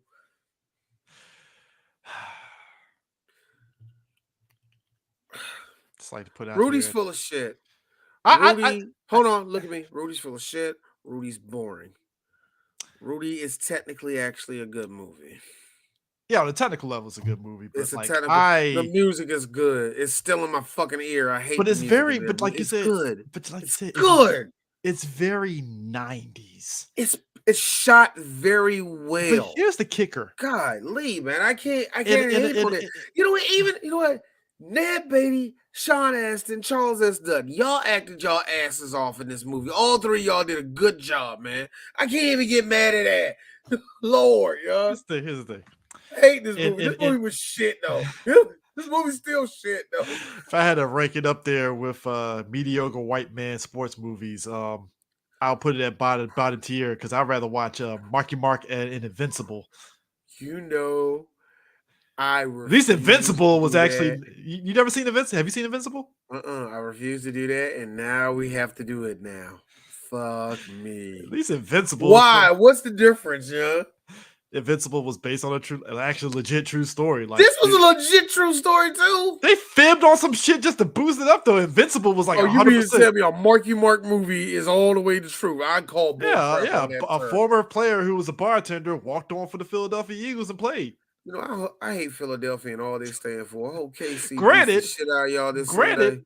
I would say the old boy from Who's the Boss, Tony Danza, his movie was probably better than Invincible. Oh man, I love that long, stupid title for that movie. The garbage kicking, whatever, field goal kicker for Philadelphia or some The shit. high, hold on, Tony. Danza. Where's it at? Where's it at? Where's it at? Come on, give me his movie list. I gotta see this shit. Come on, no. Where's this Wikipedia? Come on, man, help me out here. Hey, he's from Brooklyn. Do you know that Tony Danza is 71 years old? He looks like somebody from Brooklyn. And do you know that Tony Danza actually has a winning record in boxing? Wow, I didn't know that. Yeah. I need to see Tony Danza versus Jake Paul. That needs to happen. Oh my God, 71 Tony Danza taking on Jake Brown or whatever. The garbage picking, field goal kicking, Philadelphia. Based off Oh a my true God. story of a garbage man that was a field goal kicker for the Philadelphia Eagles. So wait a minute, is this the same damn story? No, Invincible was the one with Okay, Invincible was. Okay. Invincible was a different one. And then like there was the one because Disney has done multiple ones, including the one with old boy that we just said that played for the Rams. Fucking Aaron Donald did. no, the one that the not, one not Aaron Donald. I'm sorry. Oh, you mean Kurt Warner? Kurt Warner, which I laugh. I'm like, somebody said Kurt Warner needs a movie. I'm still like by him going from they love arena bringing football. that up. Arena They football. they love bringing up the fact he was playing arena football. He was working at a grocery store. Was that arena football when it was new? Yeah. Or? No, when it was semi-new, I guess. I don't know. I don't know how old arena football is, to be honest with you. I know it's always off and on because it's just a hard league to run like that. But yeah. But that being said, yeah, Kurt, they love bringing up that how he used to work at a grocery store. Like, will you leave him alone? The nigga worked at Winn-Dixie, all right, man? Just leave him the fuck alone. Like, why do y'all act like that was a bad thing? He was beloved at that job. Oh, but man. yeah, but like I said, Rudy on a technical scale is actually a good movie. I understand why some of these white writers, especially in the 90s, these white sports writers just fell in love with, because you remember they fell in love with this and The Natural and Field of Dreams. They fell in love with here's the thing, like Field of Dreams, huh? I get because it hits to that it hits that sensibilities of father and right son and all that. So I get that. Even The Natural, because The Natural was the baseball one, right? Natural, that was Redford. Yeah, Robert Redford, because Robert Redford just is a likable person. He plays those kind of roles, so you understood that. And baseball has this really white guy magic to it. You know what I mean? Can I be real? Yes, And let me ask you this. Do you think we could get a black version of The Natural and it not have any ties to any Negro League? Just play it up straight as like, because we got stuff like Mr. Baseball with Bernie Mac, and shit like Mr. that played for 3000, Mr. comedy. Mr. 3000, 3000. I Mr. don't say 3000, Mr. Mr. Baseball. Baseball. Mr. Baseball is a movie that we will be Yes, we doing do. this year. We But we got definitely are like, doing this year. but But we had like no, Mr. 3000, which is like it was baseball, comedy. because it's funny that baseball, black people haven't now made a really good baseball movie. Even the one with Bingo's Traveling Chadwick, All Stars with with 52. Chadwick was very serious in nature. yeah, that was like that. Bingo's Traveling All Stars with Billy D and James Earl Jones. Even though Yeah, that was silly, there was still some seriousness to it. yeah. So I never like. We do need a good black baseball. The one with Ice Cube and on that one Kiki. Who was that? Ice Cube and Homegirl with the Yeah, it's Kiki Palmer. that was Kiki. Yeah, Kiki Palmer. She was playing the pitcher, right? Yeah. Oh, cool. All right, cool. Yeah. Yeah, I was like, what was Kiki Palmer in that one? I was trying to remember because I know the other one was where he No, was a no, no. football player. Kiki Palmer and Ice Cube was the long shots. I'm trying to think. Who was the Yeah, other one with the baseball? there was one with baseball. Actually, I don't think that that was was Ice Cube. Was it? no, Was that no, Ice Cube? no. The baseball one was a TV show with the black chick that was pitching, That's what I'm thinking of. Yeah. which actually is, Okay. and it was on Okay. Fox, so you only get one season if you're. That's what I'm thinking of. That's what I'm thinking of. Also, people say it's a white savior movie, and I gotta watch it again. Hardball. They say it's actually a white savior movie. It kind of is. And Michael B. Jordan is in it. Yeah. They did his subplot is he's too old to be playing baseball, so he has to gang bang because that's the only thing you could do in the hood: baseball or gang bang. And Keanu Reeves gets him out the hood. No, I mean, no, at no, least no, gets him on the baseball field. no, because the end is he's there to jump a guy, and that's when G Baby got shot by a stray bullet. That was a sad moment. I ain't gonna lie. That was like his brother's like, all right, it's clear, and I'm like, oh no. I don't want to do that movie now. It is white savior though. It's like this is a white savior movie. This white guy comes to the Who hood. knew? Well, Keanu Reeves was Neo. So, but here's the thing: I think a lot of us as black folks we let it go because Keanu Reeves has a charm. It's Keanu Reeves. Yeah, so it's like it's white savior, but it's like an asterisk mark where it's like, what's Keanu? Come on. Now, what kills me about all this is like, what happened to Rudy after all this? He ended up eventually just getting a book deal. Yeah, but he became a motivational speaker, got a book deal, and then that's when he did the Ponzi pump and dump scheme. And yeah, but I guarantee you that came after years of book tours. Ain't nobody buying my shit no more. Disney fucked me over these residuals. Over my life story. Hey, I would say now I really don't get no money. I would say like sports movies have gotten a bit better recently, to be fair. I don't know, man. I think sports movies are all like the Kurt Warner movie. I would give that movie credit. It plays it very straight. It doesn't like. I didn't like Safety, even though I thought Safety was an okay movie. I didn't like it though. You know the one about the college kid that was raising his brother and stuff. I actually liked that movie. I didn't think it was a bad movie. I just didn't think it was that interesting. It was typical Disney. Exactly. The same thing goes with The Blind Side. I thought The Blind Side was okay. They overhyped the shit out of that because white people wanted that to be the one where it's, we told you racism is over. That was one of their movies, man. Boy, Sandra Bullock was pushing out hard because her husband came out being a Nazi, which was one of the most wild things in the world to me. Because it was like, because Sandra Bullock made me realize that, yeah, you can be not racist and your spouse be racist. That's what she made me really realize that. Oh, but, actually, I got it right here. There it is. Hold on. I think I found it. I found it. What's up? Joe Montana talking about this shit. It's only 2 minutes. It's only 2 minutes, so we're good. Like it's Joe Montana. This would be a great way to end this show, man. I like that. Man. This shit. Like the great Joe Montana talk about. Let me tell you. Joe Montana. There it is. All right. So, like that, here it is against Notre Dame, and he has one of these incredible moments, a Rudy-like moment. And it made me think about when we had Joe Montana on, This was 11 years ago. Is my question in this, Seaton, with Joe Montana? You speak at some point, but it's brief. Okay, because I asked him if he was there when Rudy was there at Notre Dame. Yeah. It's a movie, remember. Not all that. Well, what wasn't true? Well, the crowd wasn't chanting. Nobody threw in their jerseys. He did get in the game. Yeah. He got carried off the game, and really, we played back then. They tried to play someone at the end that all the seniors could get in at the last home game. So the schedule kind of was set that way, and so he got in. He did get a sack, and then the guy he did get it. Cut him off, kind of playing around. I won't say just playing around. But he did. He worked his butt off to get where he was and to do the things he did. Do you remember how this blew up? Because when Joe said it, we went to commercial break, and I went, I don't know if Joe knows what he just did. Because people love that Rudy movie. Oh, that Rudy moment. And, here's Joe, Mr. Notre Dame, that we didn't turn in our jerseys. We made fun of him after the sack. And, hey, he worked real hard, and we carried him off on our shoulders. Kind of a joke. Yeah, a joke. Seaton got so upset. He's like, Rudy is a documentary. All about him. No, I'm the only great Notre Dame legend. Wow. It's all about me. I don't know what it's like to lose in the That's Super funny, Bowl. 4-0. Okay, you can't share the stage with little Rudy.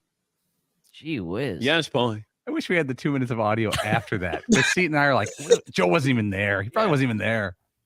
On the bench I know somewhere. the front row took it personally. I'm like, okay, so what? Did they have fun with Sean Astin? Yeah. Was Rudy offsides? Yes, he was. That didn't even really work in the film, though. He's like, they never went to the bar, actually. They never played pool. They never took the bus out. He never stayed at the janitor's room. Yeah, never did all that. Vince Vaughn wasn't there at Notre Dame. Vince Vaughn wasn't there. We did not All-Americans mention that Vince year. Vaughn. Never did. Yes. I'm We laughing did not 'cause mention Vince Vaughn was in this movie. This was John Favreau Vince Vaughn. and This Vince would have Vaughn's been first movie. That's funny. I'm That's laughing funny. because they And were a really. Goonie was on his fifth movie. Who knew? Dude, I'm laughing because they really were like, "Yo, Joe Montana took that shit personally."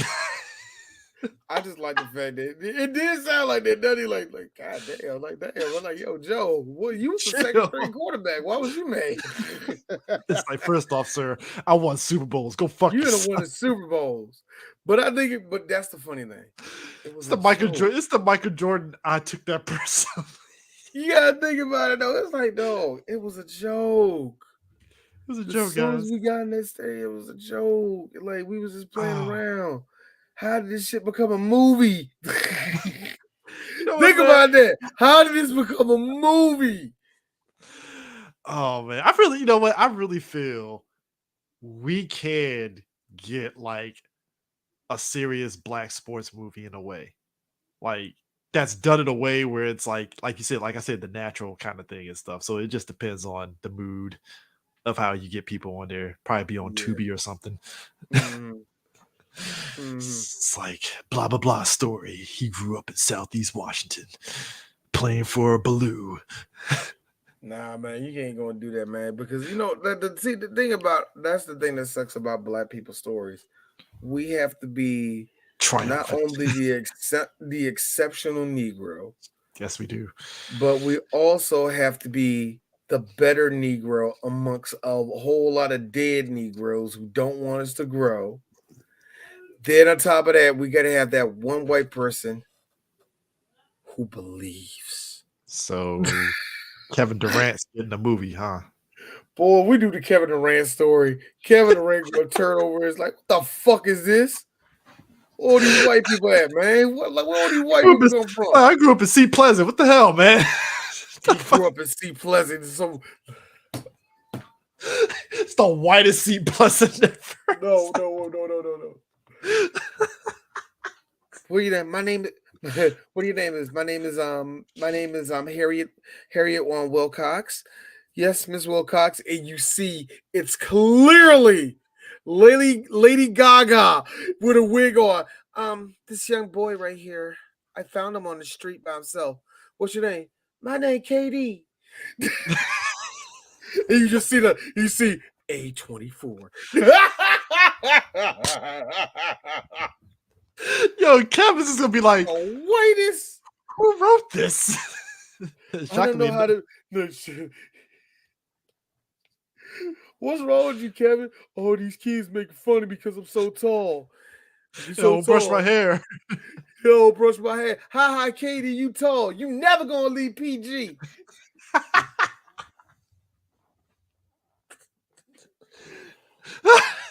All of a sudden, we show Kevin Durant out like on a ranch with nothing but white people. He's doing good. He becomes a superstar. It's like, hold on. Meanwhile, all of us like, hold on. You went to Montrose Christian.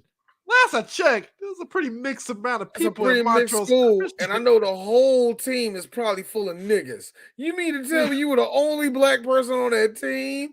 Look, hold on, Chris. The best part of all that shit.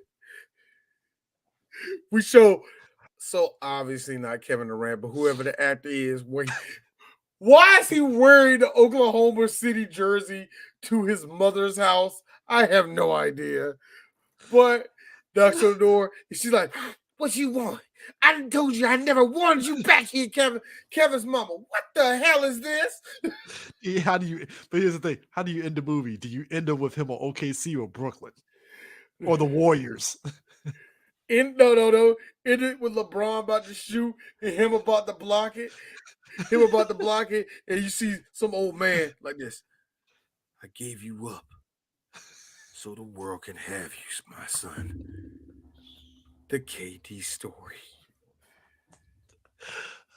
Turn around, Kevin tall ass, turn around. No. Because you and I fucked up entirely. Because here's the thing about it. Yeah, I said this earlier about John Moran. Stay out of that lifetime. Stay out of that lifestyle. That also being said, I know how the hood is also. And Chris, you know us. We know the hood very well. That's a nigga for C Pleasant. So he gonna turn around and say this. Don't go back home. Don't step foot. I know you like this. Before I say, I know you from Suitland, nigga. Don't go back fucking home. Here's me. I know you live in Charles County. Don't step foot. Like, dude, you better step foot. Y'all better not step foot in the state of Maryland. You know what? If your son pick up a basketball, I'm gonna make sure that some niggas fuck his ass up. So I'm like this. What my kids gotta do with this, nigga? My kids play soccer. You made my mama a crackhead, nigga. That is kind of terrible, but I look back at sports movies, they really, because even when we were talking about Blue Chips, right, and Penny Hardaway's character, I'm like, so his mom is a single mom of 4 kids. Yeah, 4 kids. Dear God, man, like, come on, man. They see, but here's the thing. Look, in the 90s, I understood that because you had a lot of these dudes that straight up did come from a lot of broken homes. Yeah. What you're seeing now is something my dad laughs at, but he says it's a hell of a lot better. Is you just say like, so where you come from? Oh, I'm the best in the state. Oh, my mom and dad here, or I got a super supportive mom, or this one. Hey man, what you doing back here? Yeah, man. You know, I'm just trying to make dad proud coming here, man. A whole lot of nepotism is going in sports now. Here's a funny thing. Yes, it's a bad thing, but yes, it's a very good thing. So it's a mixed bag. This is not like Hollywood where it was always only like 4 lanes of traffic. Nah, basketball is just like, look, dude. Basketball players are going to produce basketball players. Athletes are going to produce athletes. Like Odell's parents, they produced an athlete. That's going to happen and shit. So it's not so much nepotism as it is, hey man, gifted. So I mean, there's a reason why the Adam Sandler movie about the European dude blew up so much, because it's like that's the next step at this point. It's like, fuck black people, we gotta go with the European stories. I hate I hate it every I actually like that. I don't want to look at 1 second of that shit. No, because I mean this. Now this is the other thing that D doesn't like about sports movies. I hate white people. I hate all you white people. I hate anytime when it's a sport, you know y'all can't dominate, and you make one of these special ass crackers. I love it when y'all do that. I love it when y'all do that. I do. I just saying, I love it. I love seeing it. Yeah, because the whole world's full of Jeremy Edelman is just ready to be. But I'm laughing though because when you get to the end of the movie though, for that one though, spoilers. Like he's playing for, I think he plays for Boston. I think at the end of the movie. But I'm sitting back and I'm like, okay, he's coaching Philly. The player that he got to the NBA is playing for Boston. But at the end of the day, neither one of them are going to be successful because look who's in the NBA. Like, come on, like, what are we talking about here? But I always say these. The only reason why I say that is because it becomes these fantasy movies. But that's the whole point about these movies being good. Is But to be fair though, facilitate a fantasy. So me saying white guy fantasies, but that's the point of the movie, D. Yeah, but like I said, sports movies have definitely evolved. They've gotten a little bit better, but it's kind of one of those at this point. I'm one of those people like I want to experiment with some shit, just do some fucking bizarre ass shit at this stage. What, like Shaolin soccer or some shit? What are you talking about? No, I'm just saying like we're gonna do these stories where it's like, all right, we ain't gonna throw with the '90s trope and shit. Like, give us like a whole look. MLB The Show is putting fucking Negro leagues in the game. I did not know that. Yes, they did. Yes, they are, Cool. and it's dope as hell. And that is so cool. That is something I always wanted to do. And it's funny because there was a lot of people that aren't really familiar with the Negro leagues like that and stuff. And I was telling my boy Justin, I was like, yeah, my grandfather played for the Negro leagues, the Bowie Black Sox, around this. Actually, funny enough, there's a lot of Negro League baseball teams that's in the Southern Maryland corridor, and Bowie Black Sox is one of them. Yeah, and he played for him. Got a park in Bowie right there. And one of the big ones, well, at least the big one in this series was the Homestead Grays. They were one of the best teams in the Negro League. So after they get recognition in the game, though, that's crazy. No, it took long enough because what it is baseball has. I will give baseball that at least the last few years when it came to the Negro League, there's been a reckoning that has been needing to be done for years. Is that baseball didn't get really good until the Negro League showed up. Yep. So it's one of those things. It's sort of like how the NBA is recognizing, oh shit, the ABA was actually a big part of what we are. So, sort of like that. It's a Negro League such as Satchel Paige, Jackie Robinson, Buck O'Neill, Rube Foster, Hilton Smith, Hank Thompson, John Donaldson, Martin DeHijo. I forgot his name. But it's called Storyline. So you're kind of going through different important baseball stuff in the Negro leagues and stuff. And I was like, wow, they had to get somebody that knew about some of them games. And one of the bigger problems that they were, well, at least not problems, but one of the big things when it came to this whole little thing about showing the recognition to the Negro League was getting stats right. The bigger problem is a lot of them they don't. And it is a mix of, it is unfortunately a mix of, yes, it was a Negro League. They weren't going to have offices and stuff like that to really keep records the way they should have and stuff like that. Same thing, but even with the bigger teams, they had those same problems. Like the Atlanta team had the same problem. But that's the one that they want to recognize because a lot of these Jones, like Satchel Paige in the motherfucking Negro League. What he did in the Negro League was 10 times better than what he did in the MLB. And you can bring up, well, then, as Major League Baseball was bigger. Fuck that. Where all the good players was playing at. Exactly. So yeah. To hear when you hear stories like that and I love that shit. I'm glad I'm getting this year. I told myself I was going to get this year's the show for a fucking reason. I didn't know they was doing it. Now I'm really happy. Yeah. But that is it for Working Title Sports Show. Next week we're definitely bringing you in, Denzel. It's just we wanted to kind of knock out Rudy and get this over with. I think we're gonna do another movie, but I'll let you know what movie that's gonna be. Might do it, but whatever, man. But next time we talk, I think it's Super Bowl, aka the dead zone before March Madness.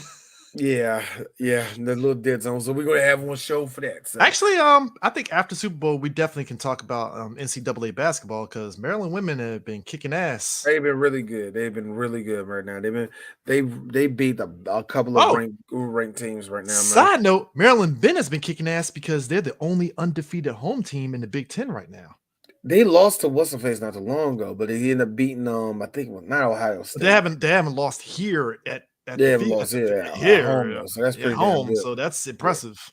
So that ain't that bad though. So we're definitely get into that. And Yeah, I forgot the All-Star game. That's next time y'all talk to we talk to y'all. Like I said, might be a movie here. We're not. We'll see. We'll see. But anyways, we will catch you guys later. Peace out. Peace.